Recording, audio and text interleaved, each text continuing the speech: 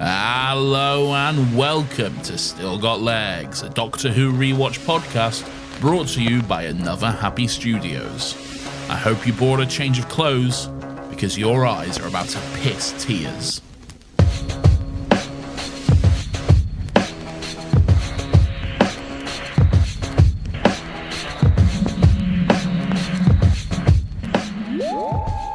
Hello everyone, welcome to Still Got Legs, the only Doctor Who rewatch podcast in the world. There are no others that exist, but I'm too sad and depressed to worry about that right now. Just please promise to never leave me, okay? My name is Nathan, and as always, I'm joined by my wonderful companion as we go on this fantastic journey through time and space and rewatch all of Doctor Who. His name is Lawrence. He's here tonight, today, this morning, whatever time it is. Hello, Lawrence. How are you? I'm well. Well, actually, no, I'm not well, Nathan. I'm well and I'm happy to be here, but I've had a fucking terrible evening, courtesy of this podcast. Me too. We've both just come off the back of watching the episode, feeling a lot of feelings and emotions, I'm sure. And now so sad. we're wiping our faces as we get ready to record. You know this, we played some Fortnite in the morning. You knew that I was very excited about my prospect of a day off today. Right. We did very badly at Fortnite. Yeah, we did extremely badly at Fortnite. 5 times over as well, I might add. Not the best, I'll tell you that. No, but even the king's got to take some L's sometimes, as this episode will show us. But I had a great day, and I've just completely ruined it. My mood has gone like an abrupt curve downwards. It's what's happened. What a great start to the podcast that is. I'm just saying, it's a horrendous time. It hit me harder because I'm unfamiliar with this. I didn't really fully know You're everything. Unfamiliar? Well, not like fully. I knew that this was the episode that Amy and Rory left us, spoiler alert. But it was... I didn't know all the ins and outs.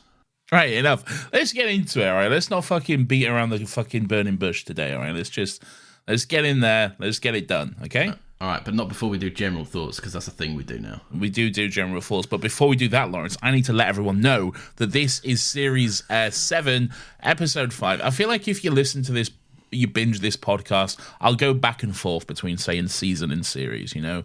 It's Series 7, it's Season 7. Look, Classic Who is Season 1, 2, 3, 4, 5. But then obviously now there's New Who, which is Season 1, so it's all fucked up. But anyway, point is, this is Series or Season 7, Episode 5, written by Stephen Moffat, directed by Nick Horan. It is Episode 93 of Doctor Who and Still Got Legs, and it is The Angels Take Manhattan. Right, can I do my general thoughts? Yeah, that's... yeah. Well, thank you. What a fucking, and if I may, a certified banger. And I know it's not been decreed, I understand. Right. There is no fat on this episode whatsoever. It is so, focused. And I think it's really easy to forget as well that this is the first time in a revival that we've had, Amy and Rory are the longest standing companions. Amy more so than Rory, but, they are, in terms of the revival of the show anyway, we had Rose for 2, we had Martha for 1, we had Donna for 1.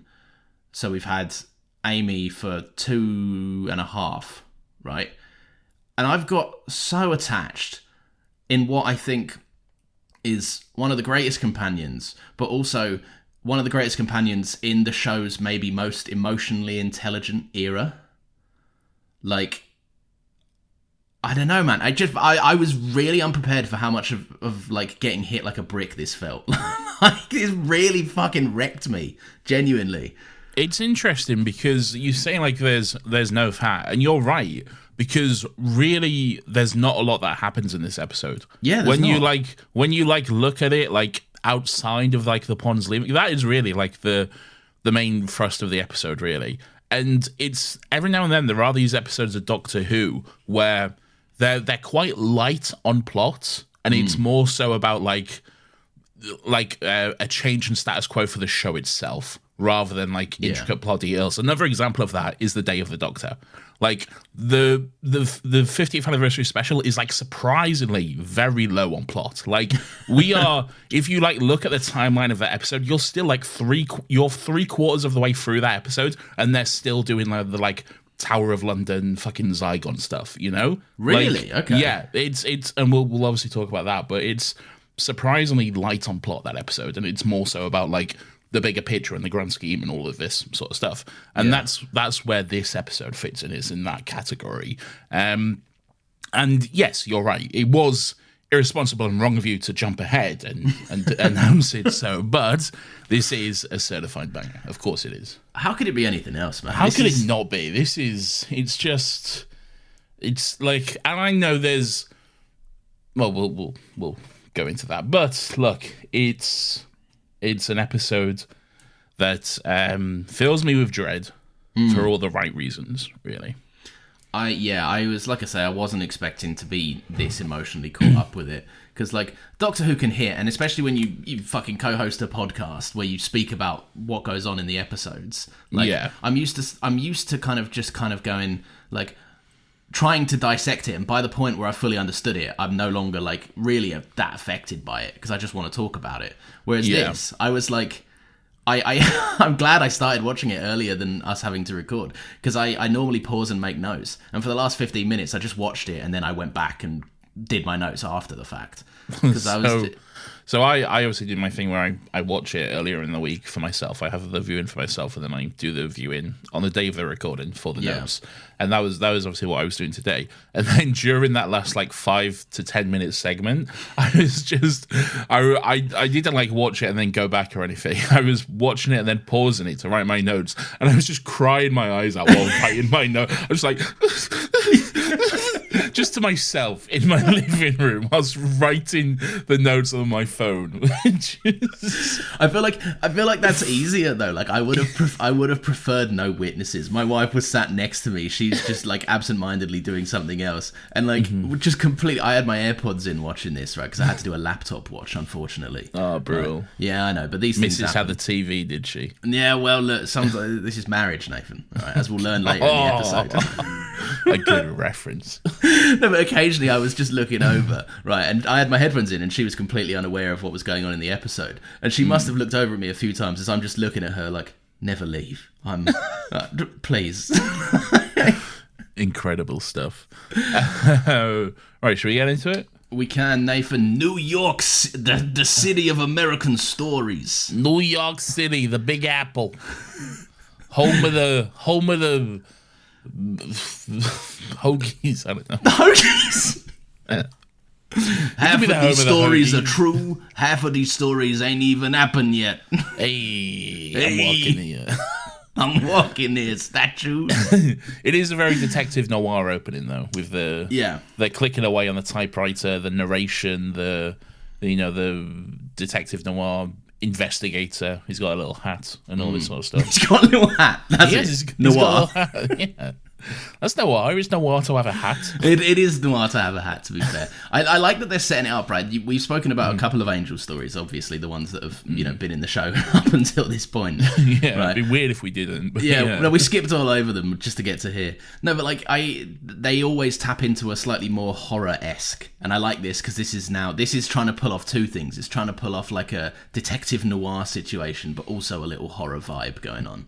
Yeah, and it's definitely. It's really good. All those little close-up shots of like the various statues just across the city looks great. Yeah, and like New York, famously a big city with well, not that big in terms of like geography. It's actually quite condensed, but like, it's they're all squished together. Hey, get out of my way! It's a voluminous city, and there's a lot of statues. One very famous one, which we will talk about. Yes. And there's obviously that means there's a lot of fucking. There's a lot of statues ripe for the picking for the angels to take hold of. So yeah, do they pick them? How does this ever get explained? How it works? I don't know. Don't worry about it. Yeah, all right. Vibes. Fair enough. Yeah, vibes. Yeah, they can. I'm sure. It seems like they can. Well, I guess they can because they inhabit the Statue of Liberty. So yeah. Yeah, I guess so. Anything that has the image of an angel can become an angel, but not every. Yes.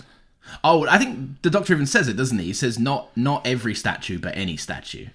Yes, that's what's said in the Series 5 two-parter. Yeah, there we go. So I've solved it. Good on me with my extensive Doctor Who knowledge. You've solved it. Anyway, so there's some kind of PI, private investigator, for those who don't know, who's taking the case of the Weeping Angels from this like mob boss-esque figure. I was thinking of Bosk from Star Wars. I was thinking you were as well. Another bounty hunter in a similar vein of work. Who does have a connection to Doctor Who. Does he? Oh, I think you've told me this before, right? He's they use his mask or something. No, his costume, his outfit is a costume from a classic episode of Doctor Who. It's what the astronauts wear in the I think it's called the 10th Planet, the first Doctor regeneration story. It's what they wear. Right, I see. How did everyone focus on the regeneration when they were so transfixed by Bosk's outfit? Yeah, exactly. In 1966 or whatever, they were like, "Whoa, that's Bosk's outfit from that movie that wouldn't be out for 11 years."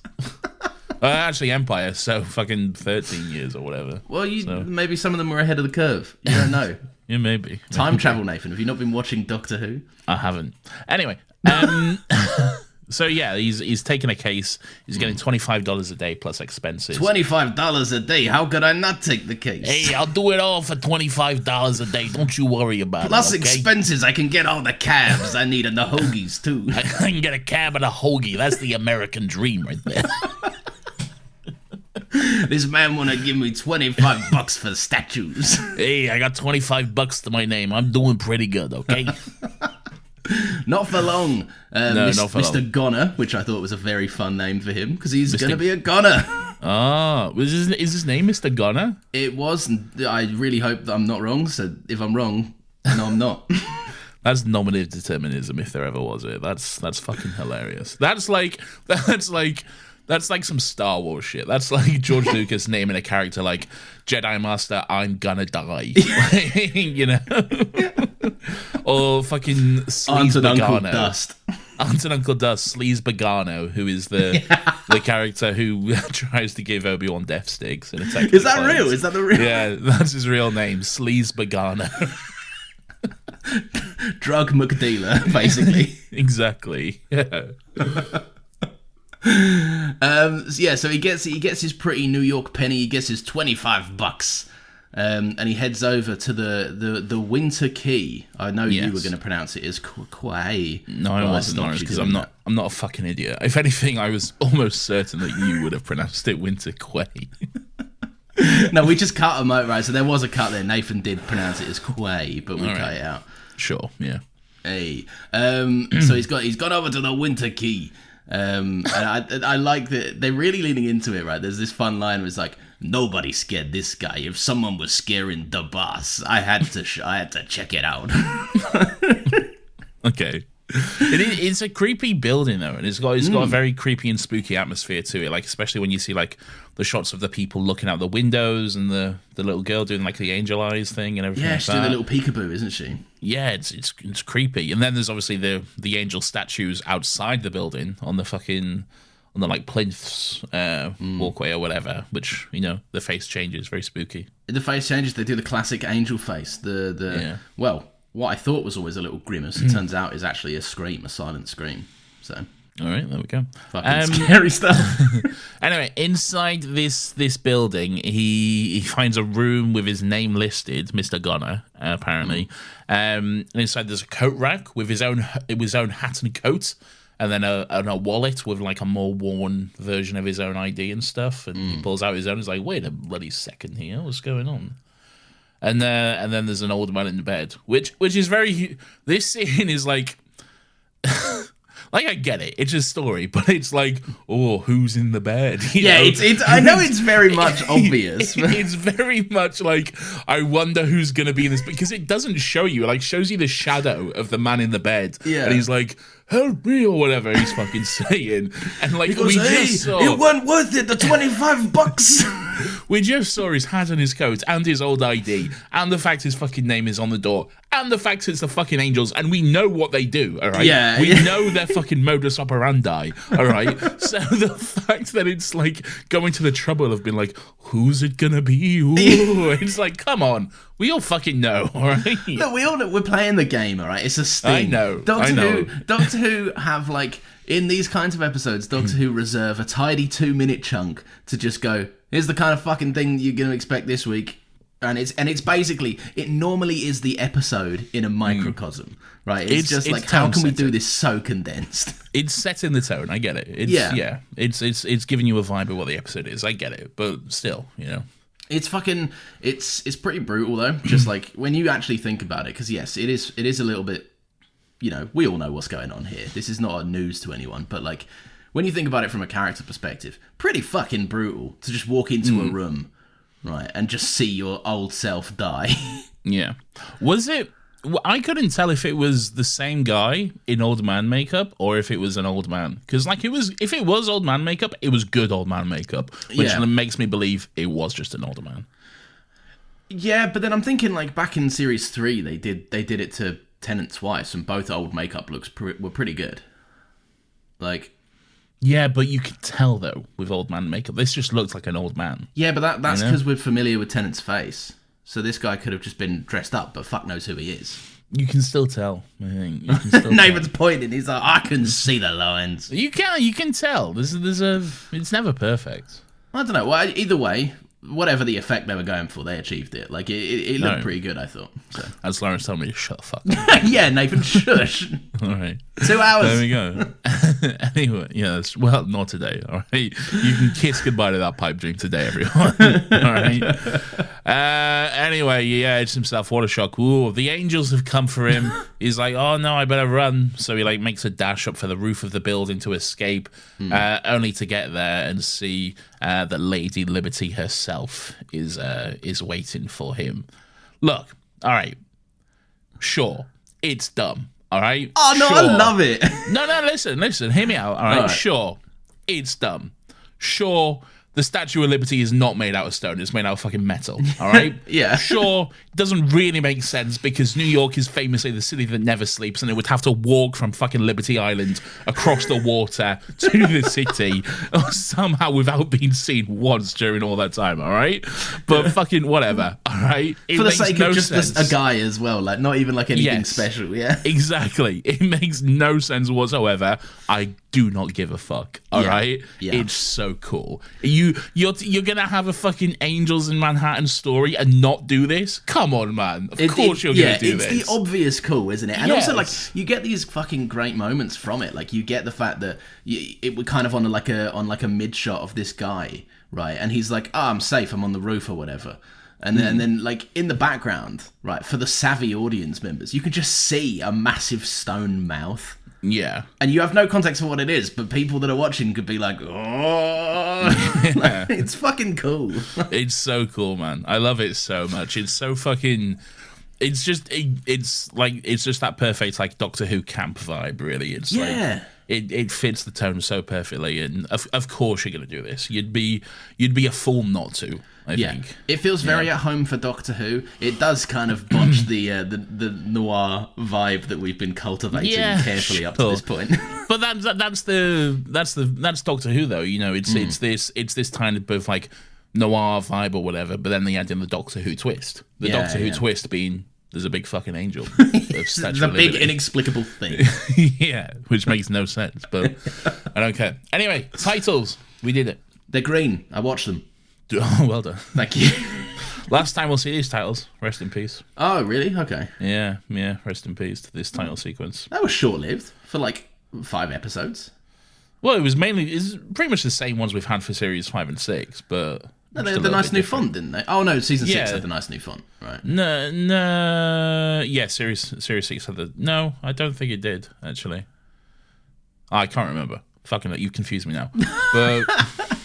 No, I don't think Series 6 had the new font, no. Okay, right. Maybe it did. Well, anyway, RIP. I'm excited to see what we get next. I have no fucking clue what they are next. Big change. A lot of fun. Big change. I'm excited for it. Do you know what else is a big change that I'm excited for? No. An Englishman in New York, Nathan. New York City. Home of the Big Apples or whatever. And the Hoagies, too. And the Hoagies. Now, you know the song Englishman in New York, Sting? No. Wasn't it an Illegal Alien? Yeah, but that's just the lyric. People say that's the title of the song, it's not. Oh, okay. Yeah. Sorry to be, cultured, but Blood's out here listening to Sting. No, Blood's out here Googling, to be honest. I didn't know this. Okay. Blood's got Shazam on the go. Shazam! Yeah. It's a good little time. So it's Times Square. Again, we're seeing all the statues in modern day again. It's New York, and here's what I like. It's actually New York. Yeah. It's not a park in Cardiff with some buildings imposed in the background and stuff. They had that America money, right? Give them a fucking break. Yeah, it's good. I like it. Yeah, God. I knew it, but in my head, I hadn't really come to terms with it. When you pointed that out in the episode, I was like, of course, this is just a Cardiff park. Of course it is. Yeah. That's why every time the Doctor's like, look over there across the hills. It's New York. Yeah. Martha's like, couldn't we have got the TARDIS a bit closer? Nah, where's the fun in that? We need to stay here. We need to stay on these hills, Martha. Don't be silly. I tell you what, or we'll get really close into New York and we'll go to the Hoagie district in the underground sewers or whatever. It's my favourite part of New York, the Hoagie district. The Hoagie district. Anyway, so yes, so the gang are in Central Park. They're having a little picnic or whatever, and the Doctor is reading a book, a Melody Malone adventure, and he's getting a little horny reading it. He's like, "Yowza!" He's having fun. Amy's taunting him for this, and Rory's like, only you could fancy someone in a book, which I take umbrage with. Okay, yeah, I feel like that's Rory. not true. That's definitely not true. Books are very hot, okay? Have you read A Court of Thorn and Roses, Rory? No. It's basically just porn, okay? Okay. It's fairy porn, all right? Rory obviously hasn't been privy to the Oppenheimer script that I've read, all right, in book form. One of the few books I've consumed in recent memory. I think the only book which you've also not even properly read as well. No, I read the script. I couldn't get through the big chunk, the American Prometheus one or whatever it's called. No one cares. It's the fuck's sake. Yeah, so he's getting horny. He's reading the mystery novel Melody Malone, and he's titillated, I guess you could say. I remember they released this book. No way, really? Yeah, they actually released it. I remember it being advertised in the run up to this episode, and they showed oh, this is the book. This is a book that ties into an upcoming Doctor Who adventure, and it's Melody Malone, and you see the cover, and you're like, oh, well, that's clearly River Song. That's all. Yeah, that's all. I mean, you can see the cover a little bit anyway beforehand, but it's River, isn't it? It's River. There's also the character's called Melody Malone. Yeah, they're really not hiding it. It's not the reveal they think it is at all. No, it's not. But it's still a bit of fun. I put down a fun little kind of when we first met the Doctor in the Revival series. He goes into Rose's little flat with Jackie, right? Yeah, and he picks up a book and reads it in about 10 seconds, maybe less, probably 5 seconds. Sad ending, exactly. So yeah. I'm left to take that. If that is canon lore, 11 is seemingly edging to this book. Oh, come on, man. Why? He's taking his time. He's really enjoying it. Why? I'm just saying. Outrageous. Right. Maybe I should have kept that for Weirdo, right? Because my Weirdo's terrible this week. Really? Yeah, it's not a good one. Oh, okay. Well. Do you fancy any book characters? Are there any book characters that you're like, cool? Oh, so many. I'd fuck them all. Name a book character, I'll tell you if I'd fuck them. All right, look, yes, to clarify, yes, I would not fuck every character in a book. Okay. Okay. Some things need an off-air clarification. Yes. So the Doctor notices that Amy is wearing reading glasses now. Yeah. Which I quite enjoyed. He says they make her eyes look liney and he doesn't really like them. And Arthur Darvill comes in with a classic husband reaction. Well, he's saying oh, they make your eyes look all liney. Oh, wait, actually, no, never mind. Yeah. He notices that's just her actual eyes afterwards. I like how disturbed he gets by it. We get later context for it, but the kind of look that he gives Amy, kind of thing. Yeah, and then Rory tries to scurry away out of this conversation before he gets roped into it. Bless him. But then there's some fun Rory and Amy flirting, kissing in front of the Doctor. Good bit of fun before Rory goes off to get coffee. I like then the Doctor going, can I have a go about the glasses, and then just taking them for himself, where he has a little read, and he enjoys them. He likes it. Yeah. I've my note here reads, "I'm already crying because Amy wants her raggedy man to read her another story." I'm just sad, Nathan. We're gonna be sad, okay? I know. We can't be sad all the way through this. We'll never get anything. I know. Right. So the Doctor rips out the last page. He says, "I fucking hate the ending." He doesn't say "fucking," but He doesn't say. He says, "I hate the ending" or whatever. Yeah, he says that he always rips out the last page of a book because he hates endings. That way it doesn't have to end. Now, we don't have time to unpack all the unresolved trauma and baggage that is hidden within that one simple line there. But look, there's a lot, all right? There is a lot of trauma there. And that's how you know you've got an effective writer working, by the way. When you can just pack that much double meaning into like a seemingly innocent line about a little jovial scene of him reading a book. It's whew, it's sad stuff this week. It is sad stuff. Rory's gone off to get coffee, and he's been stalked by some angels. There's a little screaming baby or whatever. Well, we don't see any screaming babies, but we do. Do we? Yeah, we do. On the fountain, there's the baby screaming at him. Oh, yes, sorry, you are right. Yeah, I've seen that baby. There's a nice little moment, right, where I don't know if you clocked this. It was a reference to the 10th Doctor. Oh, this will be good. Whatever this will be good. No, I've already said it too much. It's a bad joke. Come on, I want to hear it. Oh, I don't want to now. You've set it up. Now you have to. I was. Fuck's sake.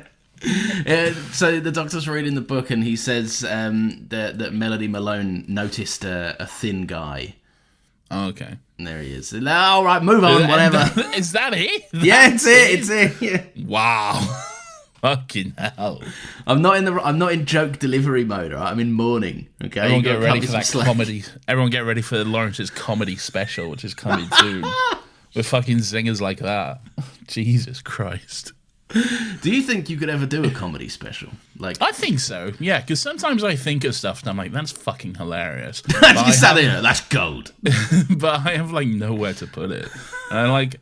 I think I could write a type 5. Also, your problem is that you're pouring with ideas with no artistic outlet.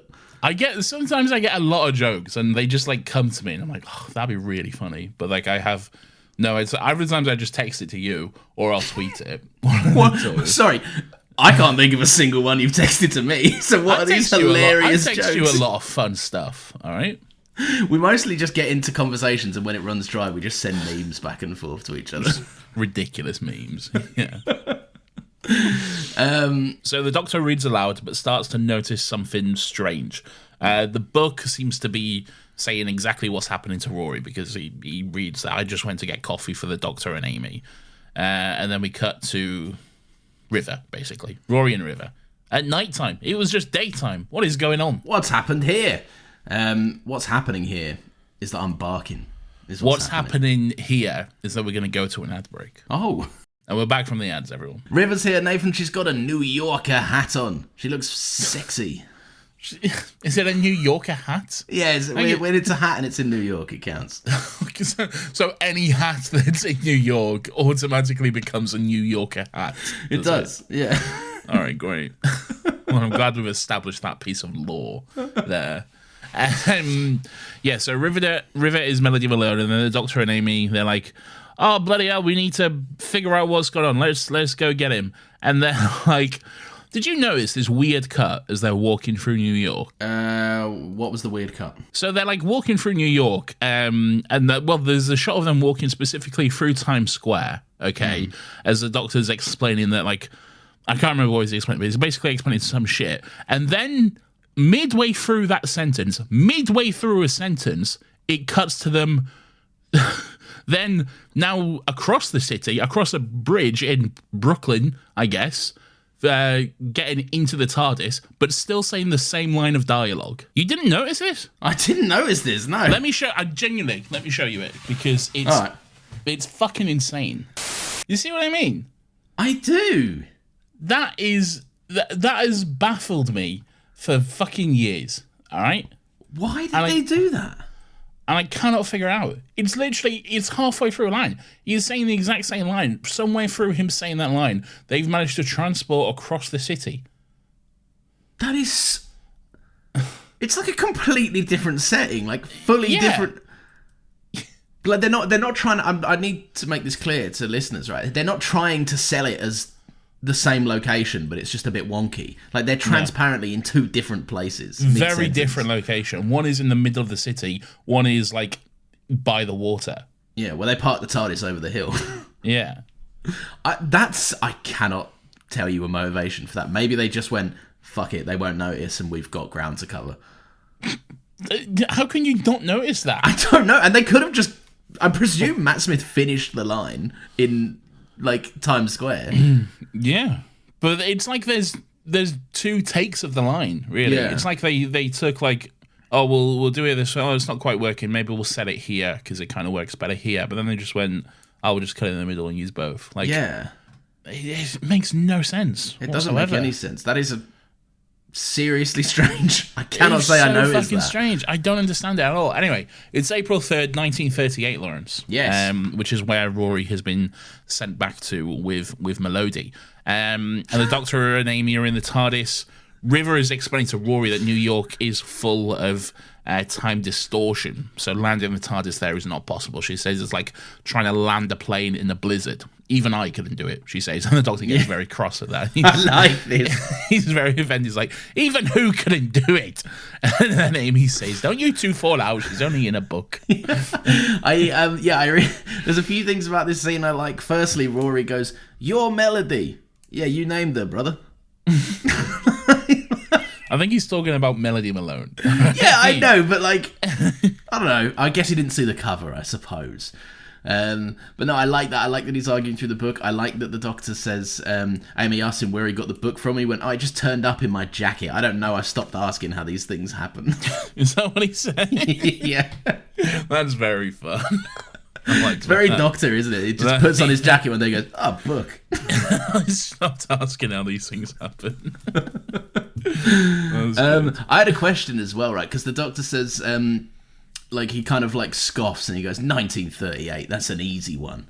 Right? Yeah. Now, this presents the idea that some years are harder to land in. Right? Well, this has come up on Doctor Who before. Has it? What, like a harder year? Yeah, in The Impossible Astronaut, this very concept comes up. He's like, some years are like Sundays or whatever. He's like, I can't remember what the exact quote is, but he's saying some years are like easier and more maneuverable than others or something. Oh, well, just I guess like how it presents in the vortex kind of thing. Yeah, maybe. Yeah. Interesting. What year do you think you would have the hardest time landing in? 2020. Fuck, that was my answer. Yeah, just because I wouldn't want to, because depression and you run the risk of, if you open the TARDIS doors, you could spread corona across the time and space. What a truly horrible year that was. And subsequent ones that followed that we all just blocked out as well. Yeah.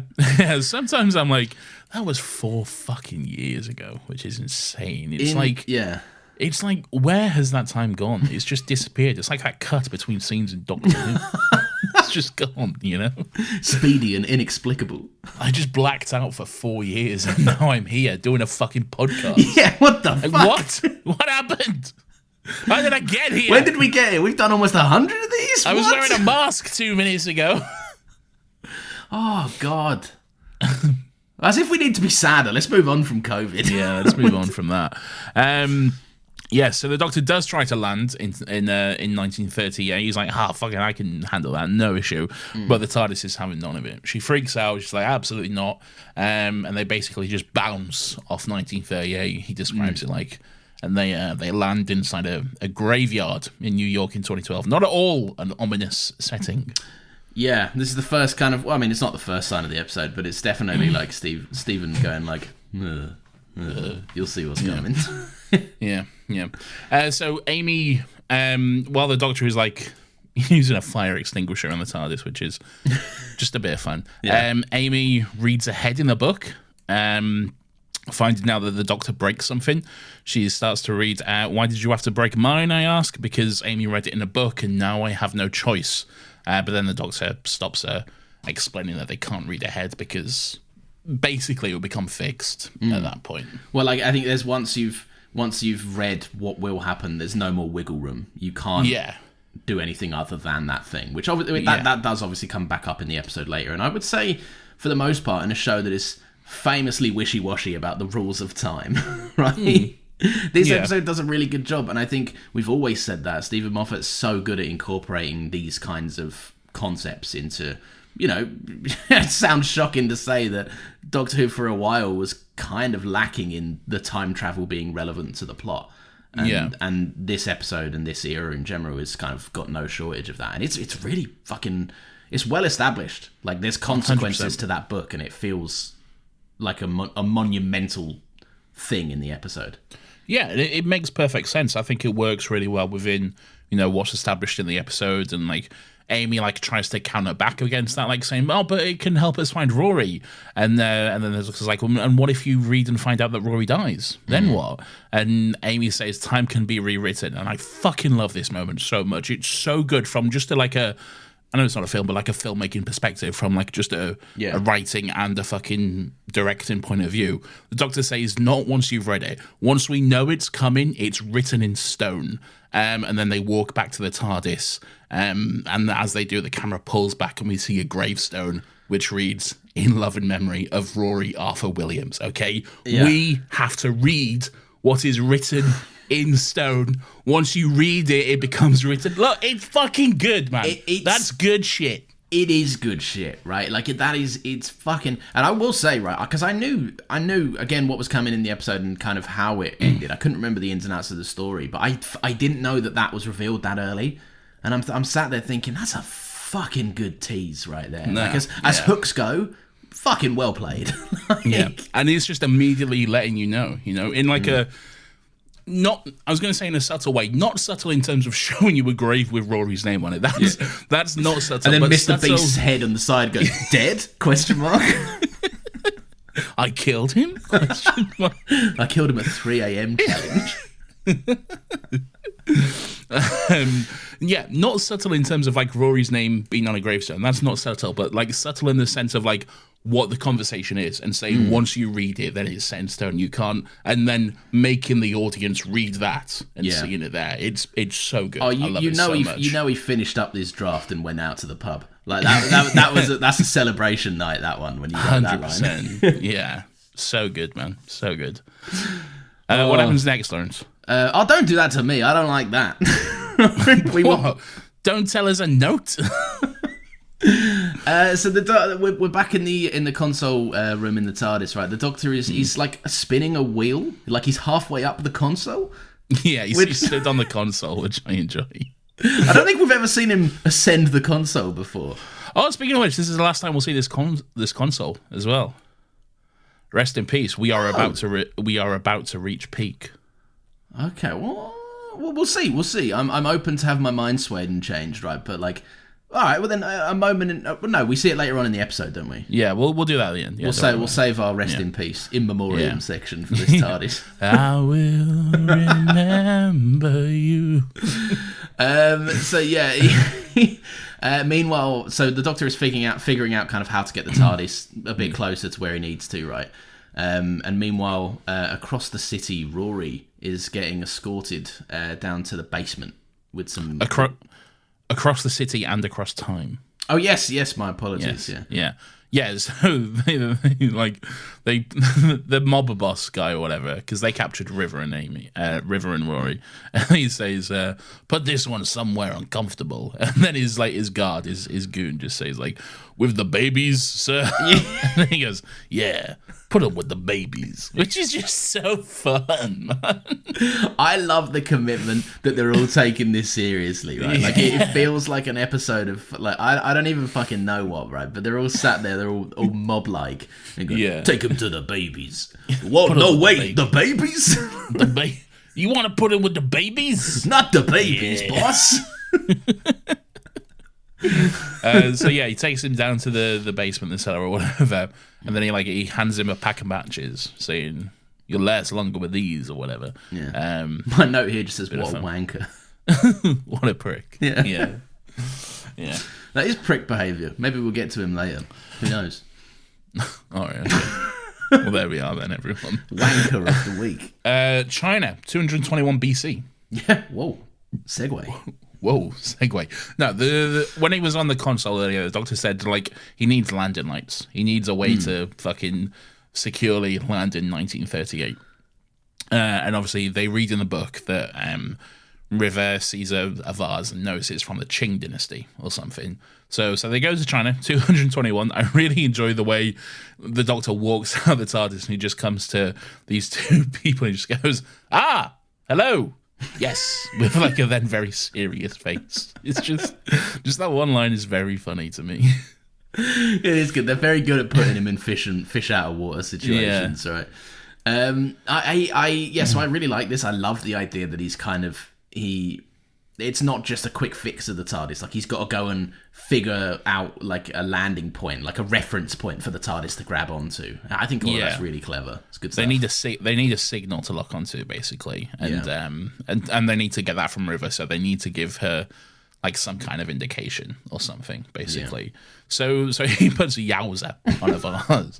On an ancient Chinese Qing dynasty vase, he just puts the word yowza. It's not the first time these two have flirted across like it's not ancient ruins, is it? Like, yeah, it's really not, which is good fun. And that mob boss is like, "Hey, what are you doing? What are you doing with your little thing there?" And she's like, "Oh, texting a boy," which is it's good fun. So it's River does unveil that this nerd is a centerpiece, right? Is a centerpiece of his collection. And she pulls the kind of the rope that pulls up the curtain, and he's got a chained up angel. Yes, indeed. How the fuck did they manage to get this situation? I think they mentioned it's like weakened somehow. So yeah, but he's got enough fucking chutzpah to grab River's arm. Yeah, but it doesn't send her back in time though. So true. Yeah, so there we go. I don't know, but pretty cool. Yeah. So this guy is like obsessed with the angel. He's scared of them clearly, but he wants to know more about them and how they work and stuff. So he's like, that's why he's got Melody here, so he can ask her more. And he basically like, he turns off the light in his office, so the room goes dark. And whilst that happens, the angel is grabbed onto her wrist, and he's like, "Hey, now you're gonna tell me everything I want to know about these angels." Yeah, I got them to do this. They're in my control. I don't think so, brother. Really. Yeah. As we will see soon enough. Rory and the babies in the basement is such fucking spooky fun. It's great horror vibes, like real leaning into it. When that baby blows out that match, perfect. So good, man. It's so good, and it should be so stupid. Yes, of course it should. That's what I don't get. It should be so stupid because it's a little cherub pulling a face, pulling a little kind of face, right? And like I had to make a sound, but you all got it. You know what that face is, right? Like a kissing face, like a a pursed lip. A pursed lip, indeed. But and just the little sound effect they had to it. It's brilliant. Yeah. It's so well done. It's great. It's very spooky. It's just really well done. Speaking of sound effects as well, by the way, I fucking love it when the angel sound effect comes up. It happens pretty much in every scene that the angels are in throughout this. Yeah. But they often do it with the lights because that's when the angels are moving. It's just that whoo kind of. It's so good. I love it. It's really good. Great sound design all around. Yeah. Really. What happens? The TARDIS starts to arrive in a rather chaotic way. River's like, "Oh, you bad boy, you could burn New York," he says. She's getting a type of way, Nathan. Horny. Yeah. And what I love, once they have landed, the doctor takes a second. He's like, "Oh, final checks," and Amy's like, "Final check? When have you ever done final checks?" And he's just he's checking out his hair in the mirror, and he's making sure he looks presentable for his wife. Which is so cute. He's checking his fit in like the distorted screen reflection on the TARDIS or something. It's so fun. I like that River goes, "You wait till my husband gets home," to the collector nerd. And I'm like, oh my God, palpable stuff, this. Like love. And of course, then we get the famous River and Doctor flirting, which is always so much fun. Such good back and forth. And we find out River was pardoned from prison now. Yes. So because the person she killed apparently never existed in the first place, tying back into that theme of the Doctor erasing himself everywhere. I've put a note down that says you must have been clapping because you got two of your favourite things, right? And that is, firstly, River and the Doctor flirting. But that please share with us your thoughts on this. I do love this. It's two of my favourite things. It's the Doctor and River flirting, and it's a Doctor Who pun all rolled into one. River asks, "Didn't you used to be somebody?" The Doctor says, "Weren't you the woman who killed the Doctor?" And then River just asks, "Doctor Who?" Oh! I am sexually aroused. And I'll be honest, it's hard not to be with these two, right? Like it's true. We often, like, whenever River's here, like, I know it's the ongoing joke of the podcast that we're out here barking and stuff, but really, so much chemistry between Alex Kingston and Matt Smith. They are so fucking good together. So good. It's like electric watching them two talk. It really is. They're just both so perfect. That charged chemistry, it just works so well. Yeah. Even the fucking... even when River's like, "So you're gonna break my wrist or hers?" And then she's like, "Oh wait, what? Yeah, hang on, break my wrist? Come on." I tell you what though, it was fucking. It kind of extra hits you though, because you get that fun moment from River, but then River goes, "Why?" And he goes, "Because Amy read it in a book," which is the quote from earlier. Yeah, and it was like, I don't know. I really, really like how they've. It's neat. Do you know what I mean? It's tidy and it's all makes sense. It's focused. I love it when a script loops back round. Yeah. I don't feel like I'm articulating myself properly right, but it's very tidy when the script does this. I just noticed here, I believe I was supposed to write "they assess," but what I've actually wrote is "they arses," so that's fun. Well, they'd probably do that as well. So they arses that they can look at chapter titles as some sort of spoiler-free hints, basically, and that's where they see the Centurion in the cellar or something like that. That's the one. So they're like, "Oh, Rory will be down there. Let's go grab that." The Doctor throws his Sonic to Amy to go grab him. There's a moment of celebration. The Doctor's feeling very victorious. He even gives River a little kiss on the cheek in celebration, and then goes to leave the room whilst reading the rest of the chapter titles. But then he stops himself and he gets visibly angry. Oh, great Matt performance here. Great Matt performance. He's seen Amelia's last farewell in the chapter titles, and he's not a happy bunny about it. And that, look, if that wasn't like ominous enough, right? That's pretty rough. But then the one directly above it is Death at Winter Quay. So like it's I don't know, man. It just feels, well, it's all leading to something obviously, and just the way that he like snaps at River, you know, like get your wrist out without breaking it, and storms off. Yeah, so good. She asks how, and he says, "I don't know, just do it. Change the future." He tells her, which is quite important. So Amy goes to find Rory, but he's nowhere to be seen. He was clearly taken by the angels, and then we see him outside of the Winter Quay building itself. So that's where he is. Well, River kind of. Amy and the Doctor are trying to work out how to get to him, essentially. Oh, yes. So the Doctor and Amy are trying to figure out what to do. And River comes in, like, reading her data pants, saying he hasn't been taken in time, just in space. He was just moved across the city. And the Doctor's like, "Hey, you got out. You changed the future." And River says, "It's called marriage, sweetie," which is very cute, very fun. It is. It's very cute. I will say the 1-2 punch is cruel. It's so cruel. Okay, it's not the only 1-2 punch that's cruel in this episode. No, it really isn't. There is a much crueler one later to come. Okay, but it is cruel. It's another day saved, everyone. Especially because the Doctor is so happy that she got herself out. Okay, you can see the smile on his face because this is hope. This is a moment of hope. He's read that. He saw that she's changed the future. He has that hope.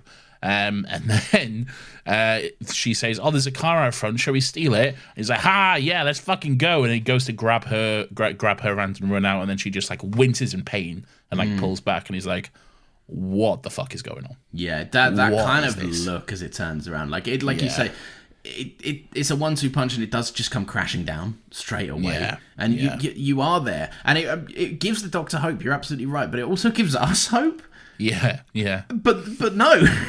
It's also kind of brutal as well because like the look, and watching it back, you can also kind of tell as well. Like the way she's holding her arm and holding her wrist, it's like it's not a natural way at all. No, it's very kind of straight out, isn't it? Yeah, it's very like holding it in a sense like to cause as least damage or whatever as possible, really. The makeup they did on it, when you see the close-up as well, it looks fucked up. Like that's what I'm saying. Yeah, it looks brutal because there's like a bit of blood on there, like a bit of blood splashed across, and it just looks very unpleasant, really. It does. Yeah. She did well to do that silently in the next show over, by the way. Not me. I'll be screaming. I have the lowest pain tolerance imaginable. Right? I cannot handle any kind of pain. Right? I do that very manly thing where I don't like. I won't like cry out, but I will be sat there going. Yeah. Yeah. And I'm not in many perilous situations. This is typically a stub toe or something that I'm just like, you fucker. Stub toe is one of the worst pains, though. It is horrible. Brutal. I stepped on a plug the other day and I wanted to fucking die. Jesus Christ. The worst possible thing. Luckily, I had a sock on, so it wasn't barefoot, but still. That is true. Some armour for the dogs. Armour for the dogs. Yeah.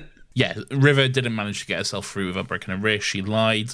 And the doctor just asks her why she lied, basically. And River has a great quote here, which says, when one is in love with an ageless god who insists upon the face of a 12-year-old, one does one's best to hide the damage. The doctor says, it must hurt. And then River says, yes, the wrist is pretty bad too. Which is two things. Funny and brutal, all in one, really. Yeah, very much so. Also, like, I like the fact that they're also acknowledging that Matt Smith is a significantly younger cast to play Alex Kingston's husband. Like, it's they've done that before. No, they have, but it's always interesting when they bring that up because again, it's something that I feel like when it does get brought up, I forgot about it because, like I said, the chemistry is so palpable between them. You never second question it. Yeah, like, it's true. You do forget. You forget about that age difference. Yeah. Same with another couple to come up, which we will discuss in due time. I know you're chomping at the bit for this. You're so close. We're almost there. You've done so well. We're almost there. The greatest love story ever told. Okay, so yeah, just a great quote. I really like that quite a lot. And then the doctor uses his regeneration energy to heal her wrist. And she uses her wrist to slap him. Yeah, she breaks it in. She breaks it in, calling him, saying like, well, there's no use, you've been a sentimental idiot. And then she like storms off saying, you embarrass me. And the doctor's just like, River! With his arms outsplayed, which is... The way he's got no clue. And I'll be in his boat. I thought he pulled that smooth. I thought that was a good move from him.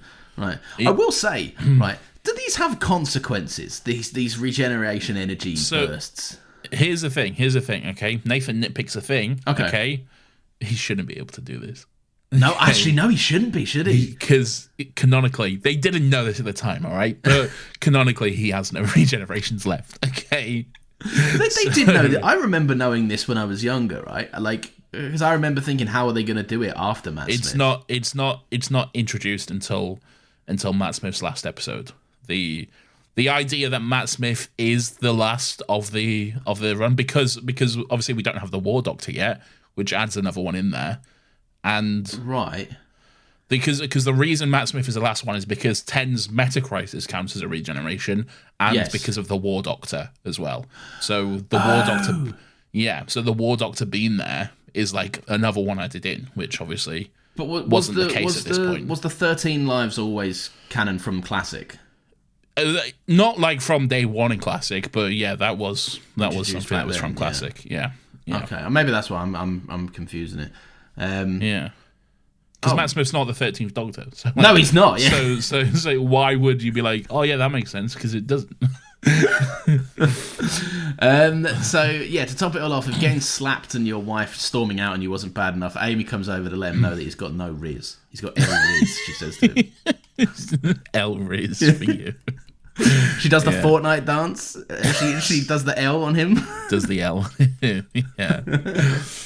So yeah, she says, "You stick to the science. Let me go talk to my daughter." And yeah, they have a nice little conversation. Well, I say nice; it's kind of brutal. River just tells her to never let him see her age, because that's this whole episode in a whole, right? By the way, like, oh, they had this nice. Oh wait, no, it was horrendous, and I hated it, and I cried. It was horrible. Yeah.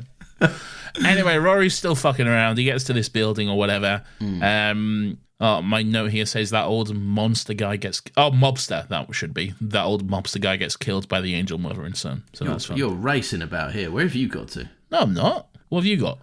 I've got a bit more on Rory getting stalked by the angel and River's kind of just... Yeah, we'll get to that. No, but it is important for the episode that River is wondering why they're not just zapping him back in time. Like, why is he only like a couple of blocks away?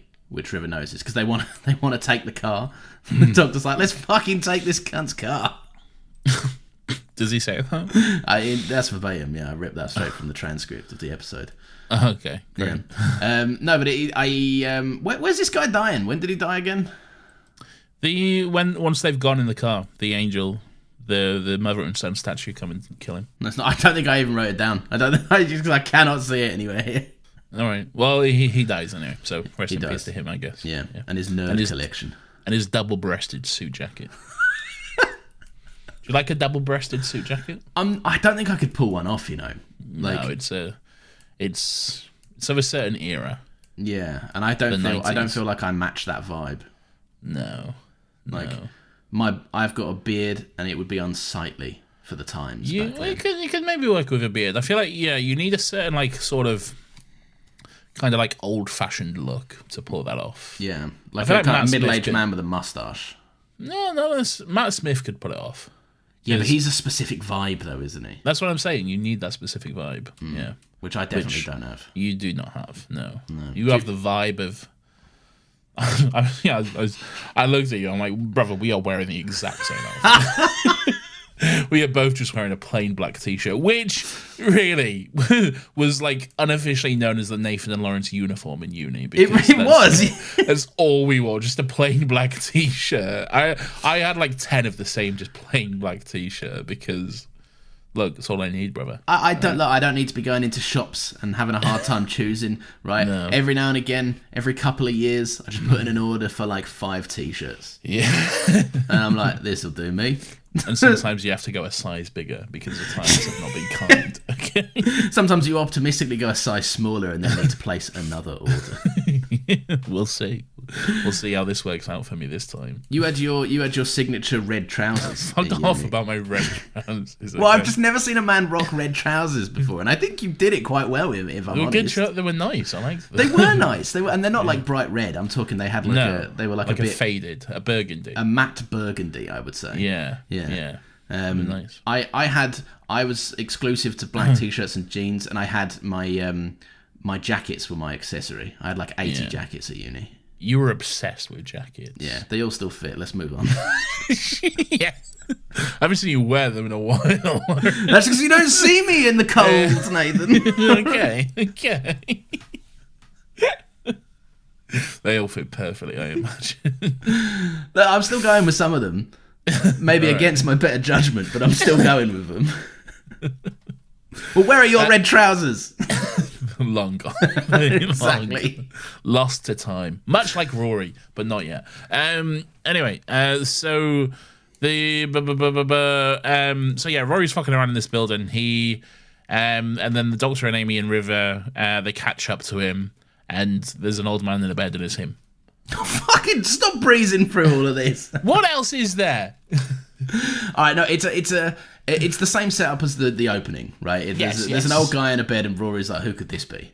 Right. And it's obviously him. Yeah, and we're wise to it by this point. We were wise to it in the initial point, so we know. Fucking right, Arthur Darvill, like we often give him his flowers for being like the comedic relief, right? He's often got the best one-liner of the episode. He's very, very good at being a silly, jovial guy, or just like the slice of life kind of British insert character that you need. Yes. But or a great dramatic priest who judges everyone in a small beach town. Yeah, who's also up to some nonsense, by the way, that priest. Yeah. Right? Well, everyone's up to nonsense in that town. Everyone is the most shiftiest, shadiest motherfucker ever. We're talking about Broadchurch. Yeah. I remember recording those episodes and we couldn't call him anything other than Father Rory or something. That's his name. That is his name. No, but I think often we give him his flowers for his comedy, right? But his performance here is really understated and very dramatically good. Yes, like absolutely. Just the fact that he kind of sees it and he kind of clocks what it is before. Like the Doctor knows, but he's being silent about it. Right? Yeah. So like he kind of clocks what it must be, and as Amy goes over, just the way that he kind of just almost swallows it a little bit and just goes, like, I've had a lot of kind of shitty lots in life, but this one takes the cake. This is miserable. Yeah, 100%. I will just add in, like, before we get to this moment, I should have said this as well. What is incredibly sinister and unsettling is the sight of that angel smiling. Oh, so unsettling, right? I hated it.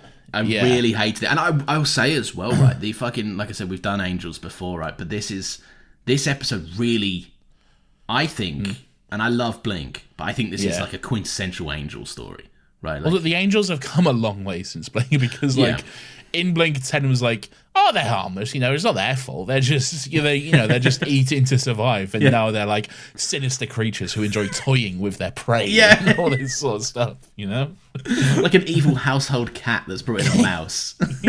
Tossing it about, No, I think they're fucking, like you said, they're sinister, man. That Very smirk, sinister. that kind of little grin, and how it could be using that time to attack them, and it's not. Yeah, it's so unsettling. Yeah. We got to add another death to the tally. This is another Rory death. It's been a while. It's been a while. It's been a while. But this obviously he died. Old man Rory died. He died. We saw it. We got to add that to the tally. So let's go through this. It's been a minute. It has been a minute. What was the first one? Lizard storyline. He gets killed by a lizard and erased from. Oh wait, no, sorry. Amy's Choice. Amy's Choice is the first dead. Yeah, and then he gets killed by a lizard and erased from time. Yeah. In the Silurian two-parter. He then gets killed in the London Blitz as the Centurion. He dies in the fire. Yes, correct, yeah. Or he's assumed dead and we're led to believe, so it counts. He's assumed dead, but it counts because Amy believes he died for that 1 second or whatever. Yeah. So no. So he gets shot by Canton in the opening of Series 6, Episode 2, Day of the Moon. On the pirate ship, he drowns at sea. Oh yes, and Amy thinks he's dead for a solid 30 seconds. Yes, and then in that same episode, Amy fails to resuscitate him on the TARDIS. Double whammy. Double whammy on the boring pirate episode. Double whammy. So that's 6. And I think that was our last one. No, it wasn't. No, because then the Doctor's wife, he's an old man in the TARDIS, and then he's a skeleton. Oh yes, remember? yes, I do. He's a skeleton. So that's 7, and I believe this is 8, maybe. Fucking hell! I think that was the last one. But also, we're not done. Okay. So yeah, you want to talk about double whammy? We're reaching triple digits here. So this is officially death number 8 for Rory. Okay. All right. Well, let's keep that in the back of our minds. I might have missed one, but whatever. There we go. We're going with 8. There we go. So yeah, Old Man Rory dies. So basically, what's going on here is Winter Key is essentially a battery farm. That's how the Doctor describes it. It's a battery farm for time energy, so the angels can feed. They built it so they can keep sending people back here, and then they just like feed off that energy over and over again and stuff, basically. The Doctor has a great quote where he says, the line of the episode, he said, "The angels take Manhattan because they can. They've never had a food source like this, the city that never sleeps." I always enjoy a title drop in a quote. I do too. I think it's a good one. I really, really, really like the concepts of, or the way that the Doctor explains it. He says, they're used to kind of these quick hit and run jobbies. Yes. Right? So I just love the idea that in an angel's mind, they're like, they wake up from a hard day of like being a statue all day or whatever. Maybe they've unfortunately got themselves stuck on like a tour location where everyone's walking past all day and they can't move. And he's like, fuck, I'm starving. And it just quickly zips across New York and just goes, "All right, mate," and takes someone and runs away. Yeah. Guys, fucking, I just popped out for a snack. I'm back. A hoagie. Yeah, going to the city of hoagies. He's gone to the hoagie. You went to the hoagie district. Hey, let me get a human hoagie. Hey. But the Doctor confirms they've essentially taken over probably every statue in New York.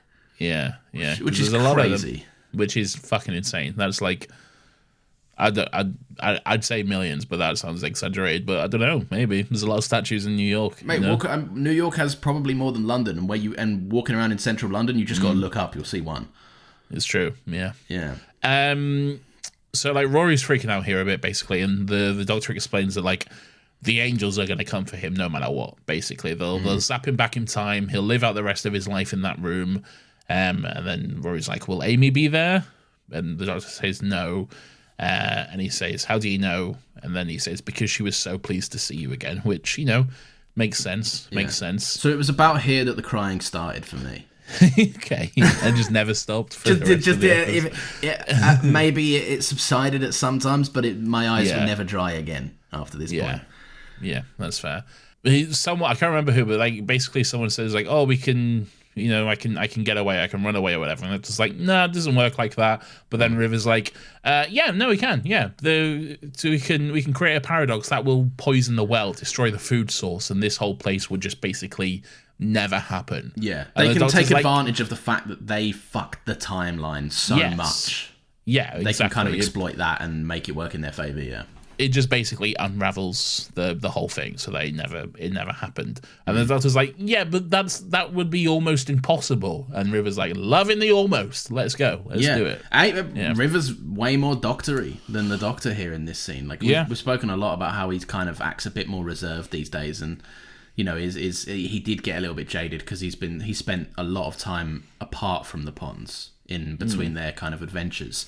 But I love the fact that like you're very vocal about this. This is a family, right? This is like every single character in this scene. They're related by marriage or blood. So like, it's so, You want to talk about family dynamics and then getting some immediate cruel stuff happening. We'll get there. We'll get there. All right. Well, we'll wait. But I just really enjoy that this is. The Doctor is the jaded one here, and everyone around him is super optimistic. Like, no, dude, we're gonna fucking... Like, they're not taking Rory. Not a chance. Amy pulls open the door, like, and then it's go time immediately from that point onwards. Like, the angels are hot on their trail. Yeah, exactly. Yeah, the Doctor says like to create a paradox like that, it takes unimaginable power. What the fuck have we got? It's just us. And then Amy grabs Rory's hand and just like defiantly says, "I won't take him." That's what we fucking got. All right. Rose Tyler could never. Rose Tyler would already have forgotten Mickey. Right? Oh, that's a shame. To be fair to Rose, Mickey is not her Rory. Okay. No. They are not Amy and Rory. Okay, no, she's got the copy of David Tennant or something. Yeah, well, yeah. The less we talk about that, the better. But the same man, David. It makes perfect sense. All right. Yeah, sure. Yeah. But yeah, I just fucking love that moment. That's just such a great, just moment from Amy. Just that, fuck you. He's my husband. I'm not letting them take him. It's beautiful. It's so good. The way that Amy flings open the door and there's an angel already there. Yeah. Like, almost like it's the angel's job. They've come to collect Rory at this point. Like, it's so sick how Murray God just fucking goes ham. Just kicks in immediately, and it's like, oh shit. Like, genuinely, this is edge of your seat Doctor Who at this point, right? Because they're just all sprinting around, right? They're kind of... Amy, what does she say? Husband run or something like that. Husband run, yeah. And then River says something similar. Husband, in a moment, give me a kiss or something. Husband, give me a little kiss. Husband, bark. Woof. Fun little sequence. Well, I say fun, but like just a very intense sequence of them trying to get away from the angels. They're closing in like pretty much everywhere, all around them. They're coming from downstairs. They're coming, through the hallways, through the corridors and stuff. So they basically go the only way they can, which is up to the roof. I did laugh, right, that they've positioned them conveniently on the landing zones of the stairs rather than on the stairs themselves. I'm like, they can't put him on the stairs. They got that big plinth. I know, but they got to climb up it somehow, and they are. So just off camera. They're angels, all right. It's how they work. All right? So they get up to the roof, and then we see the Statue of Liberty is waiting for them. Again, I like that Rory says, I always wanted to visit the Statue of Liberty. I guess she got impatient. It's very good. It's very good fun. So they're like you said, they're on the top of the roof, same place we saw the man at the start of the episode, right? We know there's no way out, but Amy's keeping her eye on the Statue of Liberty. Because God knows what it would do to the budget if they had to move it. Because no one else could possibly be seeing that. No. Oh yeah, that's also true. In the city. So there's no way. I just love how it comes down to this horrific concept. There's no way down, but there is a way out. Yeah, and it's like, oh my God. What a scene this is. What a brutal scene. It basically comes down to Rory standing on the ledge of the building. He gets up, he climbs onto the ledge, and saying that if he basically kills himself now, if he dies, it's a paradox. And like River said, that will poison the world, that will make sure all of this never happened and kill the angels, basically. There's a bit of back and forth. Amy says, like, you'll think he'll just come back to life, and Rory says, when don't I? Yeah. Which is true. But don't speak too soon, Rory. Can we have a moment for one of I think the last comedic line from Rory? I think this is the last time he cracks a classic Rory zinger. Yeah, I think so. Yeah. Oh man, I'm not ready. Rest in peace to those zingers. Yeah. R.I.P. zingers. But so I love that. His line of thinking is very much like, if I jump off this building and then it erases the building through the paradox, I can't jump off a building that doesn't exist, so I'll be fine. And I flawless logic from a man that has done this 8 times over by this point. And I think the kind of like a pretty brutal aspect of it is he kind of just asks Amy to push him off, really. Yeah. Like, because, very rightly so, very fair, he's scared. And he fucking would be.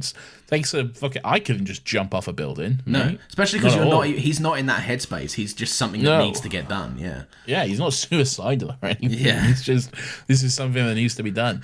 I'm saying that like, if he was suicidal, yeah, jump, man, fuck it, it's fine. Easy. And he basically asks her to push him, and Amy asks him if he could do it, if it was the other way around, could you do it? And he says, to save you, I could do anything. And then that's when she also climbs up on the ledge. And the doctor comes up and is like, what are you fucking doing? Get down from there, you little shits, or whatever. Yeah. And you little shits. You little shits. Do you know, just a quick one as well, do you know how talented of a writer you need to be to make telling your wife you'd push her off a building the most romantic line? Yeah. It's fucking crazy. You have to make you saying you would kill your wife sound beautiful. Yeah. It's like, that takes some skill. It really does. That does take some skill, yeah. I love it when Amy says, like basically you jump, I jump, together or not at all, is what she says. Which is, I subconsciously, I just did a quote from Titanic and didn't even fucking realize it. You jump, I jump. That's from Titanic. Since you spoke to me about it the other day, I've been itching to rewatch that again. You should. It's I may have to give it a go. It is 3 hours and 15 minutes of fucking peak, right? Is it an extra 15 on there for good measure too? Yeah, it's 3 hours and 15 minutes, mate. It's great. Jesus Christ, that's a long old. You cannot go wrong. You cannot go wrong watching that movie. Anyway, it's beautiful, and then the fucking. Obviously, the doctor's not happy about the situation. When they do fall off, he screams and like he's not happy about it. But again, just a beautiful sequence. It takes talking about Stephen Moffat's skills. Fucking hand it to Murray Goldwyn and the director. It does take fucking skill to make what is essentially a suicide, look beautiful, look and sound beautiful. Yeah, because boy does it. When you think about it as well, like thematically, it isn't a suicide, right? It's a self-sacrifice in a way that they might never wake up from, but it's crazy, and we just spoke about this a little bit, but like it's crazy that this is depicted as a devotion of absolute trust and love for one another and like respect and everything. It's so clever, it's so good. And a tiny little detail that got me is that is the Doctor just shouts for Amy. Yeah. And I'm like, and I get it, right? Him and the Doctor, they've had their differences in the past, but he doesn't look after Rory the same way he wants to look after Amy. Because he never had that childhood connection with Rory. And I don't know, just a little part of it just got me a little bit, the way he only shouted out for her. Ooh,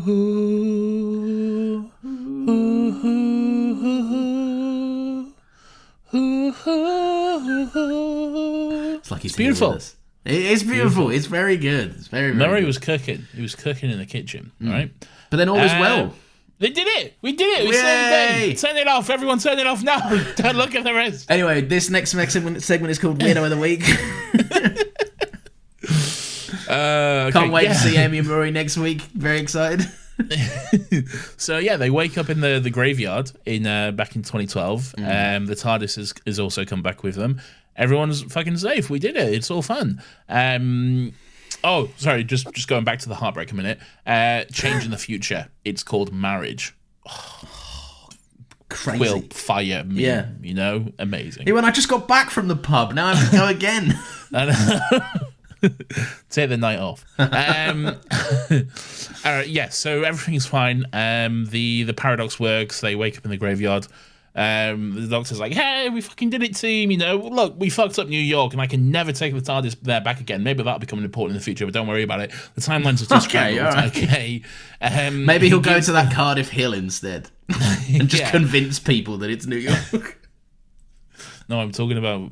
I know. I don't know everything about it. All right, I'm having to insert where I can now. No. I'm talking about the reason he can't go see Amy and Rory. Oh, okay. Oh, all right. You dickhead. You fucking idiot. Shut up.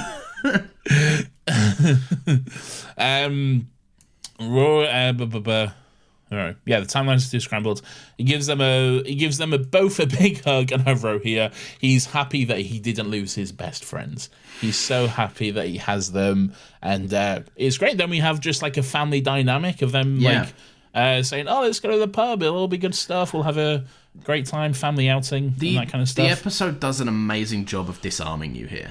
Yeah, like it really does. Rory even literally breathes a sigh of relief, and then you're straight back to regular TARDIS antics before episodes get started. Like River's there being like, "Do you need to change the bowl?" God, the TARDIS could do with a bit of a paint job, couldn't it? Like you've really run her through it a bit, and like TARDIS looks great. First of all, I love that little bit of like distress on the TARDIS. Looks really good, doesn't it? Yeah. I like it when we see a little TARDIS variant. I will say as well, cool TARDIS stuff.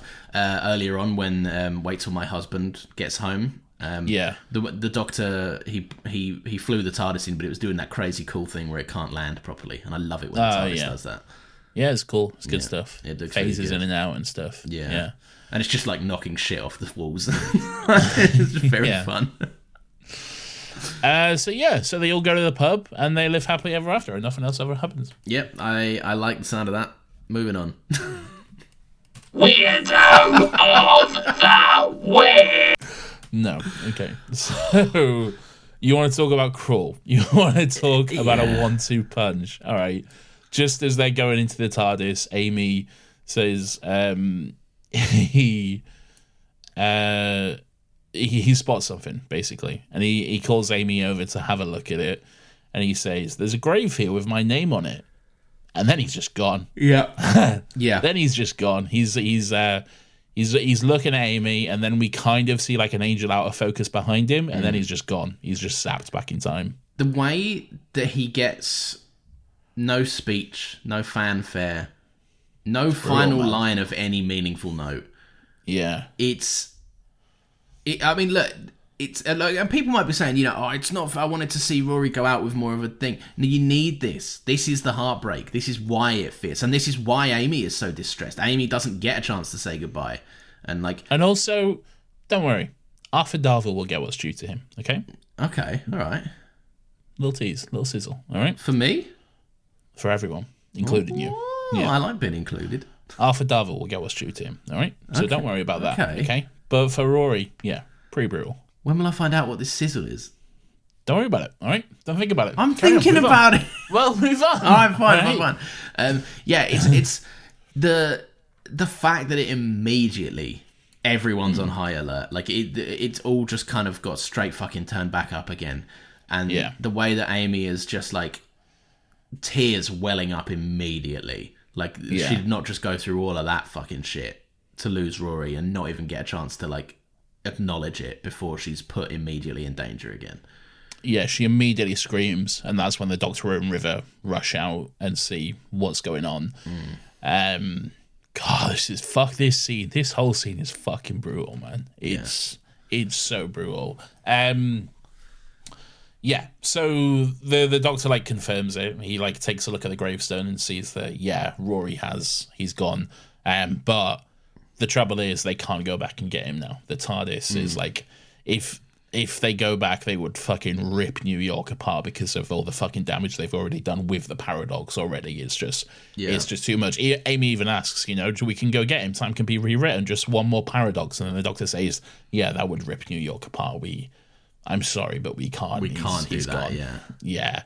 It's the bit that gets me is the whole like, we know, well, like, and I know we always say it, and it's like the thing of the show and whatever, but the rule one, the Doctor lies, right? Like, and how he immediately says we can't go back here. He says it at the start of this scene. He says it to Amy. We cannot just go and get him in the TARDIS. Yeah, that's not something that can happen. And then as Amy gets more and more inclined to explore other options, the Doctor goes, just step into the TARDIS. We can figure something out. We can, like, and I just love that she has the instinct to be like, no, this is the only shot. And even if it's half a shot is still better than you lying to me and I never see him again. Amy like comes forward a little bit and takes a look at the grave herself, and then she sees that there's room for one more name on there, basically. And then she asks if the angel would take her back to the same place as it took Rory, and the Doctor's like, I've fucking no idea. I have absolutely no idea. We don't know. And then she's like, well, it's my best choice. It's all I fucking have, really. It's exactly what happened a minute ago. Just complete and utter faith in service blind of love. faith. Yeah. It's fucking rough, dude. It really is. She says, I just have to blink right. And the way the fucking Doctor, the Doctor basically screams no. Yeah. And you can really hear the pain in his voice as he does that crying. Yeah. You can really hear the pain in his voice as he does that. And it's so fucking brutal, man. It is. I hate it. It's very horrible. I've even got a note that says I think this is Matt Smith's best performance in the role. I think this is obviously I can't speak of stuff to come, but as far as I can tell, like in terms of seeing this side of the Doctor, this is the greatest emotional beat from Matt Smith in this performance, I think. She says it'll be fine. I'll be with him like I should be, which you talk about growth of a character. Right. Talking about from where Amy has come with her relationship with Rory and, putting the Doctor first and putting him on this pedestal to now being prepared to throw all that away, to leave him for the man she loves, for the man she's built her life with, and just how much she loves Rory. It's so beautiful. Yeah. And then she's gone. And well, just before that, the Doctor says, you are creating a fixed time. I'll never be able to see you again, which breaks my heart. And then he just basically begs. He says, Amy, please just come back to the TARDIS. And then what really breaks my heart is when he says, come along, Pond, please. Yeah. And like basically just tries to drag her.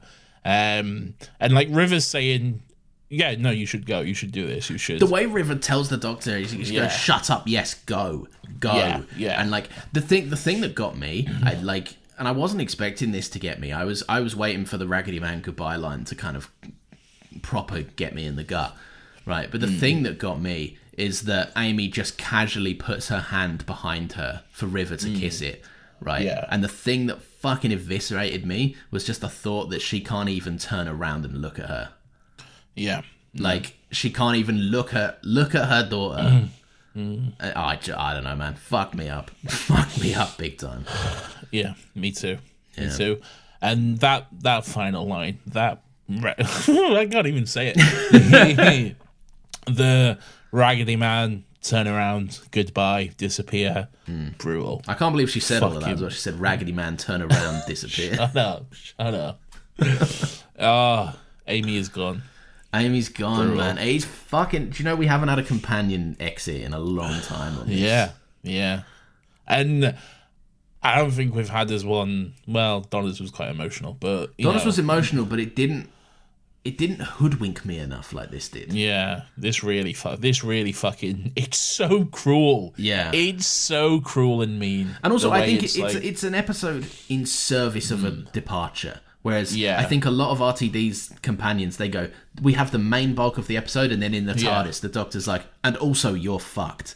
Like that is true. Yeah, that is true. This is an episode built around that rather than something that's tacked on at the end. Yeah, which is very true. Sometimes there's pros and cons to both, but I just love that. Like I said it in the general thoughts up top of the show, right? This is the most emotionally intelligent era of the show.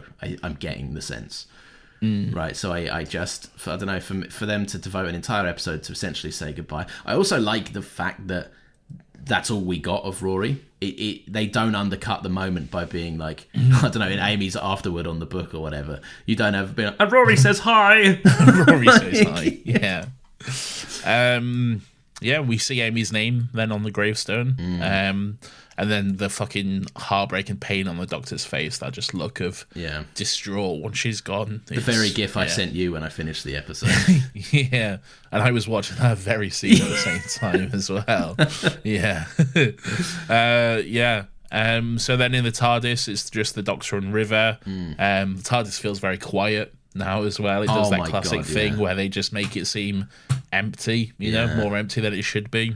They're on separate sides. They I get the sense they've been sat there for like an hour. A while, It's been a while. Yeah. River tells him basically don't travel alone, and then he says, well, travel with me then. And she kind of politely just shoots him down, really. One psychopath per TARDIS, she says. Yeah, she says, I'll travel with you whenever you want, but not all the time, you know, just these fun adventures and stuff. River sends the book to Amy to get published, and she tells Amy to put in an afterword. I really like this as well. This kind of acknowledgement of the fact that because the Doctor does look up and go like, River, I'm sorry, they were your parents. Like I didn't even think to say, like, and you have that moment, and it kind of reminded me of just like, it's crazy that these concepts are so far-fetched and sci-fi and all of this, and you know, statues sending people back in time. But realistically, what's happening here? Right, while they discuss how this book gets in the lap of the Doctor in the first place, this crucial book that obviously needs to now go where it goes, like, it just feels very in line with, like, you have a death in the family, there's fucking admin to do. We've got to do all this really horrendous shit we'd rather not be doing, that we've just got to do because it's part of life. Like, yeah, definitely. Yeah. I don't know, it just, again, got me. I think everything got me at this point. Everything gets me. The ending really gets me. The ending is brutal and beautiful and everything, and we get to it now. At that point, that's when the Doctor realizes he ripped out the last page of the book and left it in the little picnic basket at Central Park. So we see him rush into to the basket to pick it up, and then we get the letter. He's reading it with her glasses. Well, don't, man, don't. Fucking yeah. And it's a beautiful afterword. It's so sweet. And Amy, tells him through the afterword to don't be alone. She tells him not to be alone, and then she tells him to do one more thing for me. Let's see if I can get through this without crying. I don't think I will. Oh, you wrote the quote down. I got the quote. Yeah, I got the quote because it's so beautiful. Amy says, "There's a little girl waiting in the garden. She's going to wait a long time, so she's going to need a lot of hope. Go to her. Tell her a story. Tell her that if she's patient, the days are coming that she'll never forget. Tell her that she'll go see and fight pirates. She'll fall in love with a man who'll wait 2,000 years to keep her safe. Tell her she'll give hope to the greatest painter who ever lived and save a whale in outer space. Tell her this is the story of Amelia Pond, and this is how it ends." God damn. And just that overcut with the footage from the 11th hour of young Amelia, Caitlin Blackwood, getting her suitcase together, excitedly rushing down to the garden, waiting overnight in the garden and stuff. Yeah. You can hear the TARDIS engine start, and just as she looks up, it just cuts to a kind of more sepia-toned freeze frame of Caitlin Blackwood's face. Just, oh my lord. so beautiful, so magical. Just that one final touch of that fairy tale magic there. Yeah. That like, does he actually go back? Who knows? I mean, It's not for us. important. Yeah. Yeah, it's not for us. It's for them, and it's just. It's beautiful. Even just that tiniest color change, right? It's just that it, like you say, it is absolutely the kind of that last moment of childhood wonder we get, which was, it tonally for the show is a big thing to depart from. Like a lot of the charm of the 11th Hour is how they so dramatically switched gears and went, this has a whole different vibe to it now. Right, like, and to leave that behind with just that tiniest subtle dip in quality in terms of the color, just kind of sucking a bit of the life out, making it a bit grayer. Like, it feels like an in memoriam moment, and it's just, I don't know, man. It did really get me. And those credits played out, and there was a good 30 seconds where I had not paused my BBC iPlayer, where I was just like, I feel fucked. Yeah, now. Yeah. It's heartbreaking. It's beautiful, and it's heartbreaking, and it's a very good ending to the Ponds. And there is people who have like criticisms of this ending of the Ponds departure, because it is a bit hand wavy in like in terms of exactly. But why can't the Doctor go back? Like, why can't he like park the TARDIS like, I don't know, in fucking Jersey and then take a cab or something? Or why can't he go to like 1930 fucking whatever and, wait a few years or whatever? And there's ways around it and there's loopholes. And if you think about it too much, there is like holes that will appear. I don't care. Yeah, it's so just not the point at all to focus on these ways around it and these gotchas and these tricks. It's just, the ending is the ending. You're just supposed to take it at what it is, and it's beautiful. And why try poke holes in that? That's the same kind of thing of like, I would so much rather an ending that didn't make sense, that evoked a genuine emotional reaction from me. And felt like it, not to negate other art and stuff, but felt like it mattered and had a meaning. Like 100%. Also, for me, that's the people that do that kind of stuff. Like, fair game. If that's the way you want to kind of interact with stuff, that's fine. I don't. You can interact with art however you want. I don't necessarily agree that I think that's conducive to the point and effective. Not at all. But like, it's the same kind of shit to me of being like, you want to get down that rabbit hole. I can tell you that TARDISes aren't real as well. What now? Like, fucking come on now, stop it. Like, yeah. It's just not the point of the episode. It's just like, it's not. Sure, you can, if you look hard enough, you'll find fucking plot holes in anything. All right, like, it's cinema sins brained kind of shit. Yeah, exactly. It's just take it at face value, take it at the story, and just, why deny yourself this beautiful, this really emotion filled, this heartbreaking, this story. Well, and we'll get to that in a couple of years. We're going to speak about the return of a showrunner who has, I think, there's a lot of criticisms to be said about how people poke plot holes in kind of episode resolutions there, and the difference is they don't evoke emotions in the same way that this does. Yeah, they don't cause the same reaction. You don't get the same payoff. Yeah, so. You've got to have one. Yeah. It's either got to be emotionally nothing but make perfect sense, or it can be nonsense and and evoke a strong emotional reaction from you. In an ideal world, we'd have both, but not always the case. Yeah. So yes, in memoriam, Amy and Rory, obviously, but also in memoriam to the TARDIS. R.I.P. the TARDIS. A great R.I.P. the TARDIS. Where did you land on this console after revisiting it? I obviously it's so much better than the fucking dirty, drab, horrible place that fucking 10 lives, and the Ninth Doctor lives. It's better than that fucking cave. So definitely an upgrade. I think in Series 5, I didn't like it as much as Series 5 because I think it was too orange in Series 5. It was lit differently in Series 6 and 7. And in Series 5, like, the orange was quite in your face, really, which was a bit off-putting. In Series 6 and 7, it definitely looks a lot better. But yeah, it's fun, it's whimsical, it's what the TARDIS should be, really. So I like it. I appreciate its evolution for the show. This is the first TARDIS that gave us what it looks like under the console, staircases that felt like they went somewhere, as opposed to just a room, and it's just like a shell. a room and that one corner of a wardrobe. They definitely just put a rack from a charity shop in the corner. Just a of the clothes set. rack. Yeah. So like I appreciate what it did, and I know budget factors into these decisions, but I think it was a beautifully designed TARDIS, and it really does fit this era. And I always thought to myself, it is a bit strange that they gave 11 a different TARDIS, but thinking about it now and how this episode feels like such a tonal death of the fairy tale and the whimsical, it would feel wrong if this TARDIS carried on. This TARDIS, to me, I don't know what it is. There's one specific shot of Amy in her nightie as she sees the TARDIS for the first time, right, or the interior of the TARDIS, and her face is lit completely kind of bathed in orange, like incredible light. And to have this TARDIS without Amy in would feel really weird.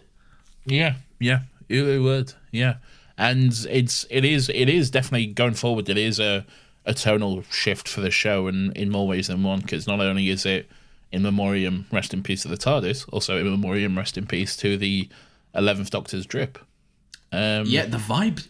I from what I know in terms of an aesthetic and material perspective, like it shifts entirely after this point. Yeah, very different. Well, not very different, but quite a different look going forward. So yeah. I'm really excited to see. The one question I'll ask is, does this carry forward? Like, does this episode still mean something next week? Yes, okay. 100%. Okay, yes. Good. Yeah, you will not be disappointed in that. Okay, good. And if you are, I'll fight you. Well, because I'm now in kind of untested waters, right? Like I'm in a little bit of like an uneasy zone, right? It is not simply a just move on and the vibes have changed. It's not a and we're off to the next adventure and I've got a new companion now. Okay, good. It's not an under the rug. Yeah. It's not like, I would say the episode that suffers from that the most is I know there's a special in between, but if you would have put on Doomsday and Partners in Crime, not Doomsday, Doomsday and Smith and Jones. Yeah, you'd be like, who's this jovial fellow having a good time? Yeah, it's true. All right, sick. Feels weird to do weirdos now because we're just sad. It feels tonally wrong, but hey, that's the show. Anyway, here we go. Weirdo of the Week.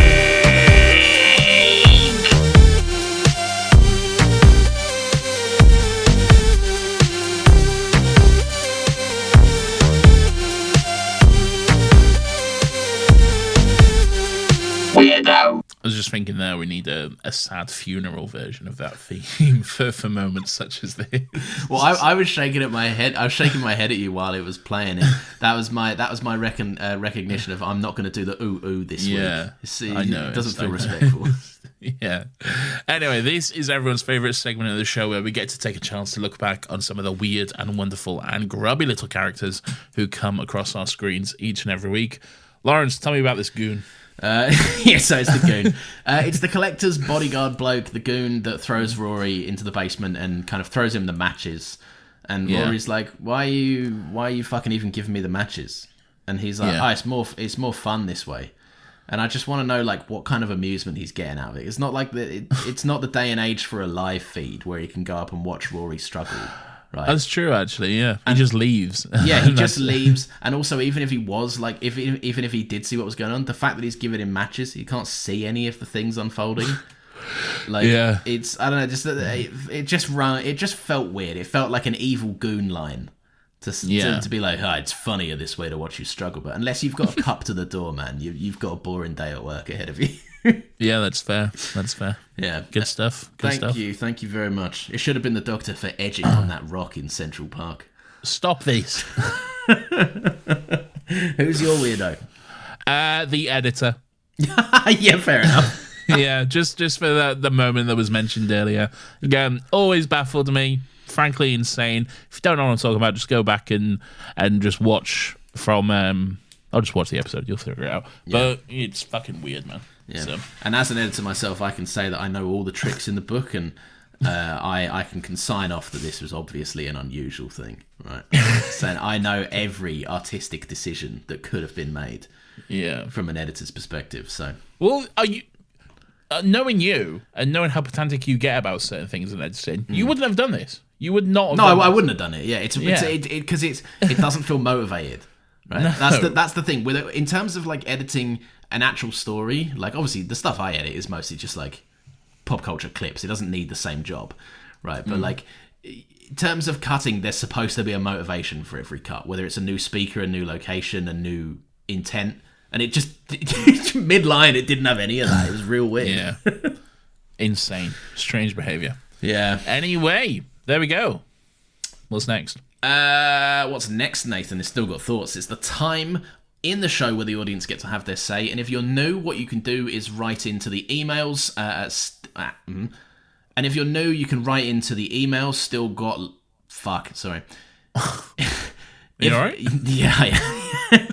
If you're new, you can send us an email, stillgotlegspod@gmail.com, or you can join the Discord server or follow us on Twitter @stillgotlegspod and let us know your thoughts on the episode. And we get to read some of them out, which we're going to do right now. Do you want to go one for one? Yeah, let's go one for one. You go first. All right, let me kick you off. Bird's Eye View VT on Twitter says 10 out of 10 banger. The ambience, the horror, the new types of angels. Looking at you, Statue of Liberty. The heartbreaking scene always gets me in the end, but the part I love the most is the doctor saying, because Amy read it in a book.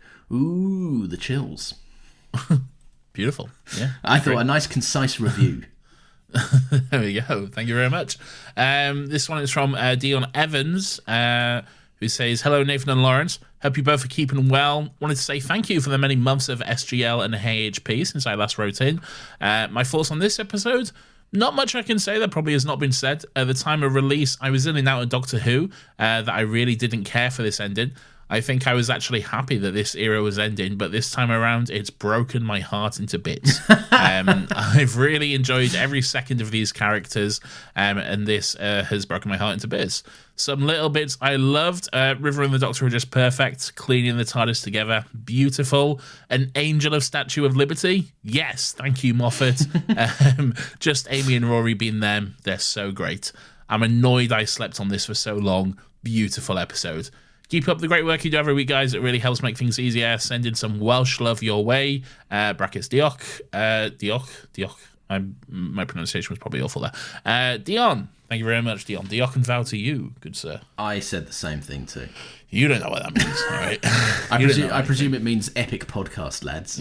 Yeah, it does. It means epic podcast. Good stuff. Well, you're welcome. Thanks for saying nice things about the Thank you show. very I always much, feel strange when I have to say, like, thanks for being kind. Yeah.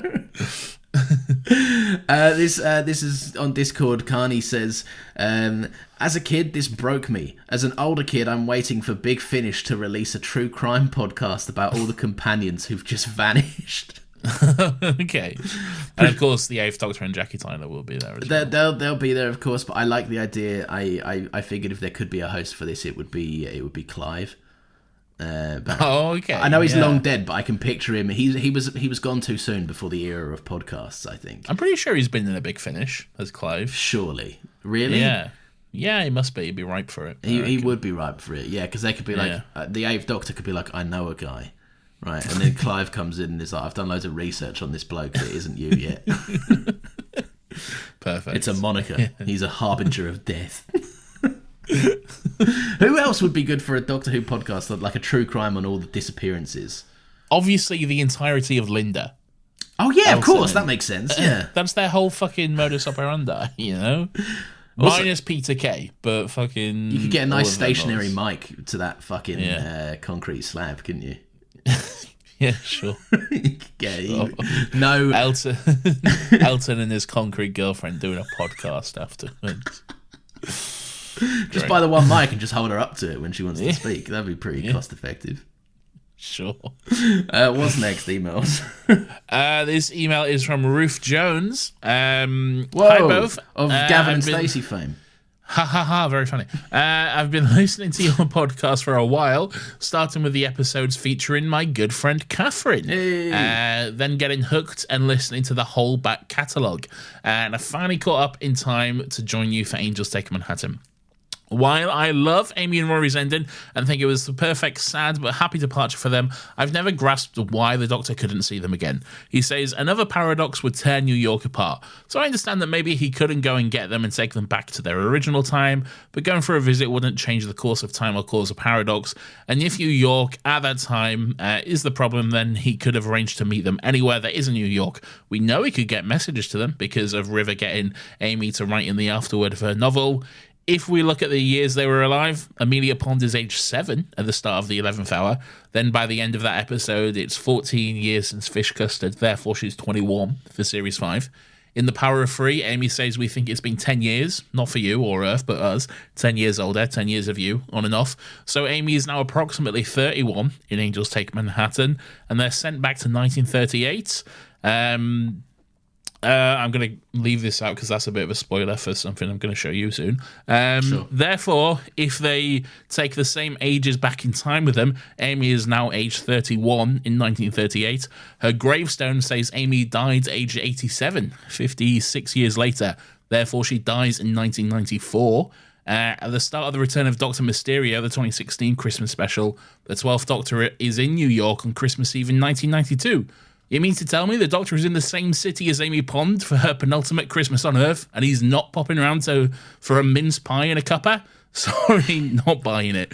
This has never lessened my enjoyment of the Angels Take Manhattan, or made me think Amy and Rory's ending was any less perfect for them, but it does bother me. Thank you for sticking with me for this rant. If you can prove me wrong on this one, I'd really appreciate it, as it can stop annoying me. Looking forward to you tackling Series 7 Part 2 and beyond, Ruth. Thank you, Ruth. Thank you very much. In terms of proving you wrong, you've definitely thought about this more than me. So I'm not going to do that. Look, I can't prove you wrong, all right? But what I can say is, where do you draw the line, though? Okay? Because if you're saying, the 12th Doctor, he maybe could have gone to visit Amy in fucking whatever in this era, but then, like, you can say that about any Doctor and any companion. Well, not any companion, but, like, any Doctor and most companions. Like, 14th Doctor is just living his life in fucking in London, all right? He can go see, presumably, Martha at any point or anything. What's stopping the fucking Doctor from going to see Rose, like, when she was younger and stuff? That's, like, it's just...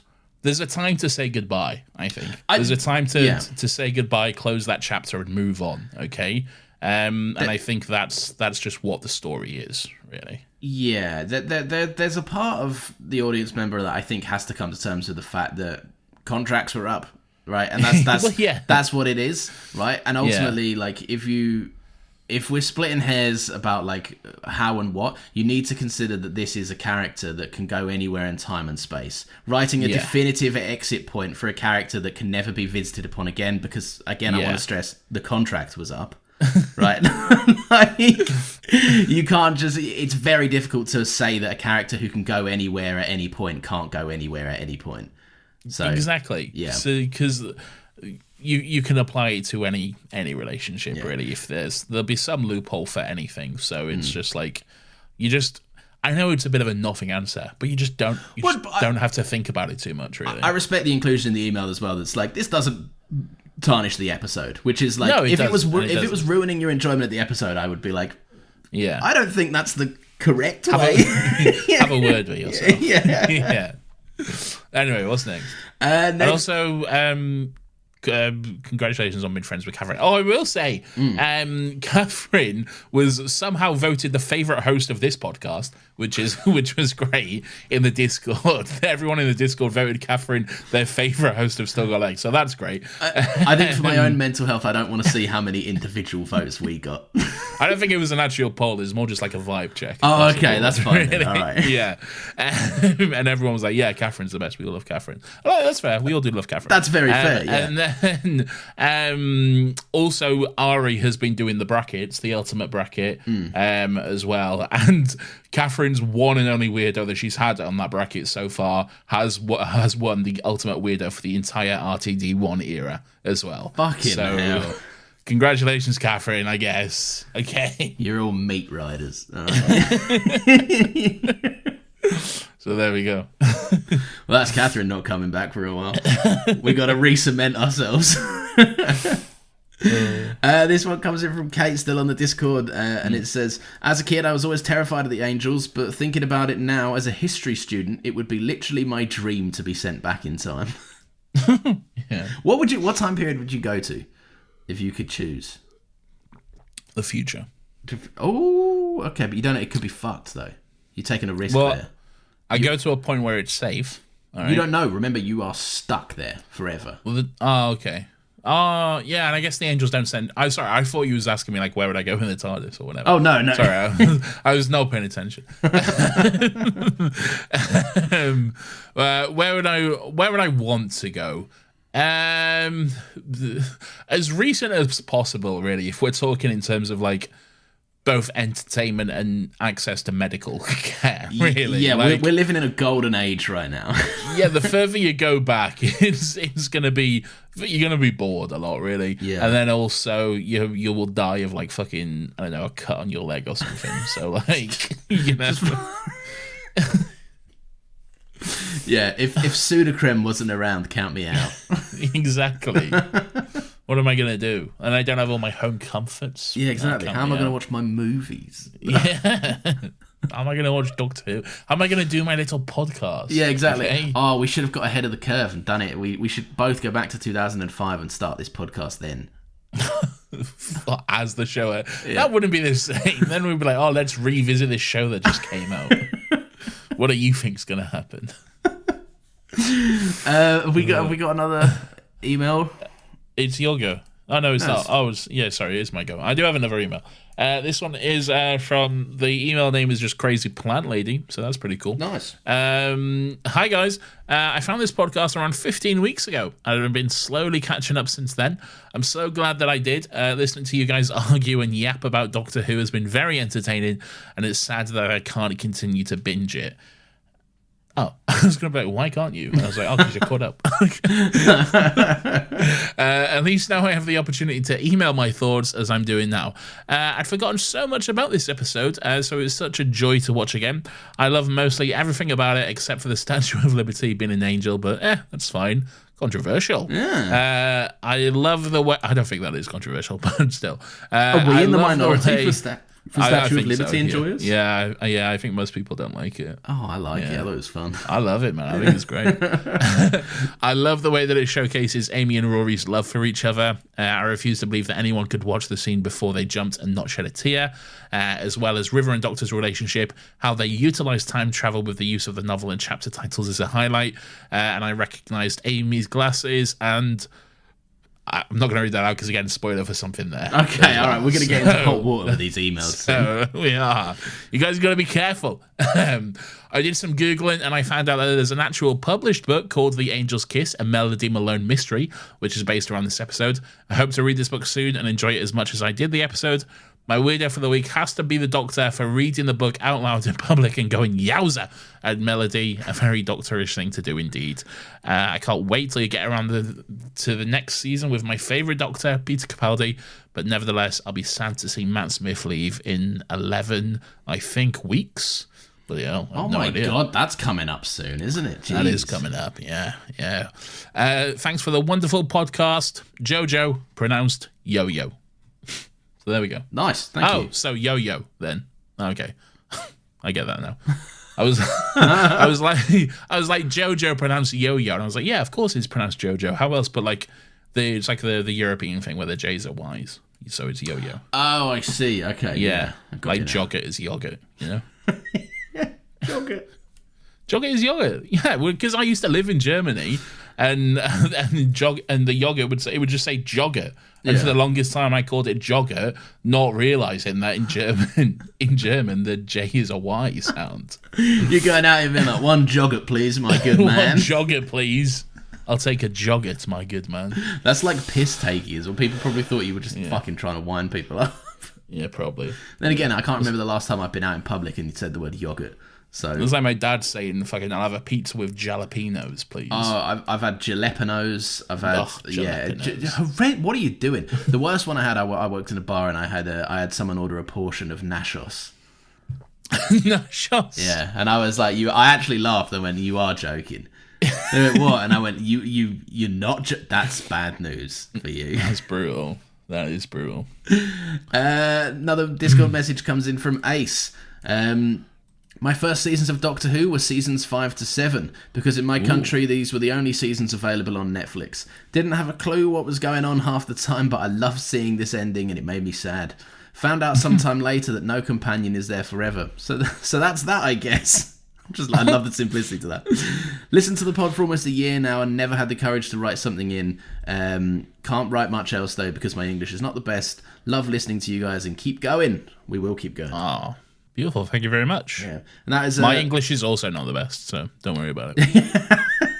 I think that's an organic first write-in as well. Everyone's been trying to hoodwink us in the Discord. Everyone is. They're trying to fucking get past the system, which, to be fair, we did say that's how you get around it, so I can't blame them. And it's true, yeah, but if you all do it, you must know that it's a flawed system. Then we can't adhere to this. Yeah, exactly. And I've got a last Discord message as well. Jess on Discord says, where my pond's gone? I want my ponds back. Baby angels are creepy, love it, and the Liberty Angel makes no sense. Come on, Moff, it's not even stone. Who cares? It's fun. It's fun vibes. Then the we mother and son statues aren't stone; they're metal. Who cares? It's fun vibes. If you remember last week, we were debating about whether we were handsome boys or not. Oh yeah, yeah. So that's the context for that. Go and check out last week to get the full what's what on what this is about. Follow up from last week. Look, I tried to locate photos of you both from the social links in this server. However, unlike a certain certified Twitter user, Mr. Lawrence Heisey, I do not... Yeah, laugh it all. All right. I do not have a Twitter account, and so was only able to get a very brief view of each page. A photo of Lawrence appeared, and I can confirm that if not for the ugly blue checkmark / tick that adorns his profile, Lawrence may well qualify as handsome. Which I thought was very nice. Disagree. No, well, all right. Maybe I'll just leave it there and I won't read out this next part then. No, please.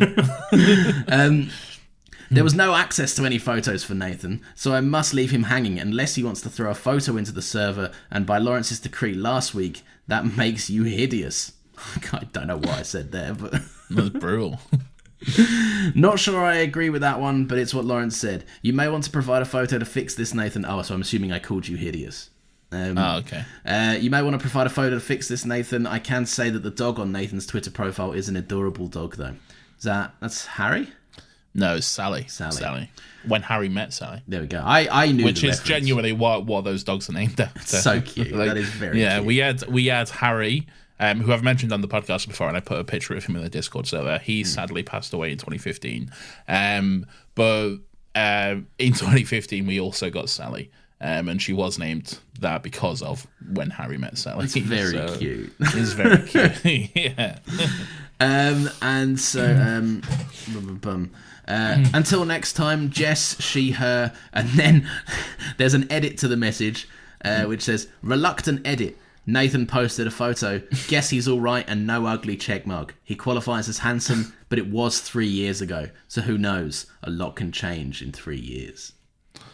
It's true, and it has. Like, my hair is significantly longer than when that photo I posted was taken. I will say a lot of my Twitter photo, I'm pretty sure, is like 3 years old as well. It is, yes, it absolutely is. I'm probably older. Yeah, maybe, to be fair, yeah. I'm not out here taking pictures of myself every day, okay? Or even every year, for that fact. Yeah. Okay? Like, you go on my Instagram, I think my last post was well over a year ago, okay? And then, like, before that, it was, like, 2 years. So, like... You got to work with you got in the role, baby. Yeah. You got to work in the camera role. I'm not a picture man. I don't like taking pictures of myself. Nor do I. We both have photos from around uni time, because they were just taken of us. Yeah. And then since then, I've been like, I could try and make this work for LinkedIn if I have to. We have very few photos together, I find. Yeah, we really do. Most of them are from uni. Yeah. And then there's a beautiful photo of us kissing at my wedding. Whilst your wife winks at the camera as well. She knows what's what. Which I enjoy. Anyway, that is it for Still Got Thoughts. Thank you to everyone that wrote in. Although, Nathan, do you want to just...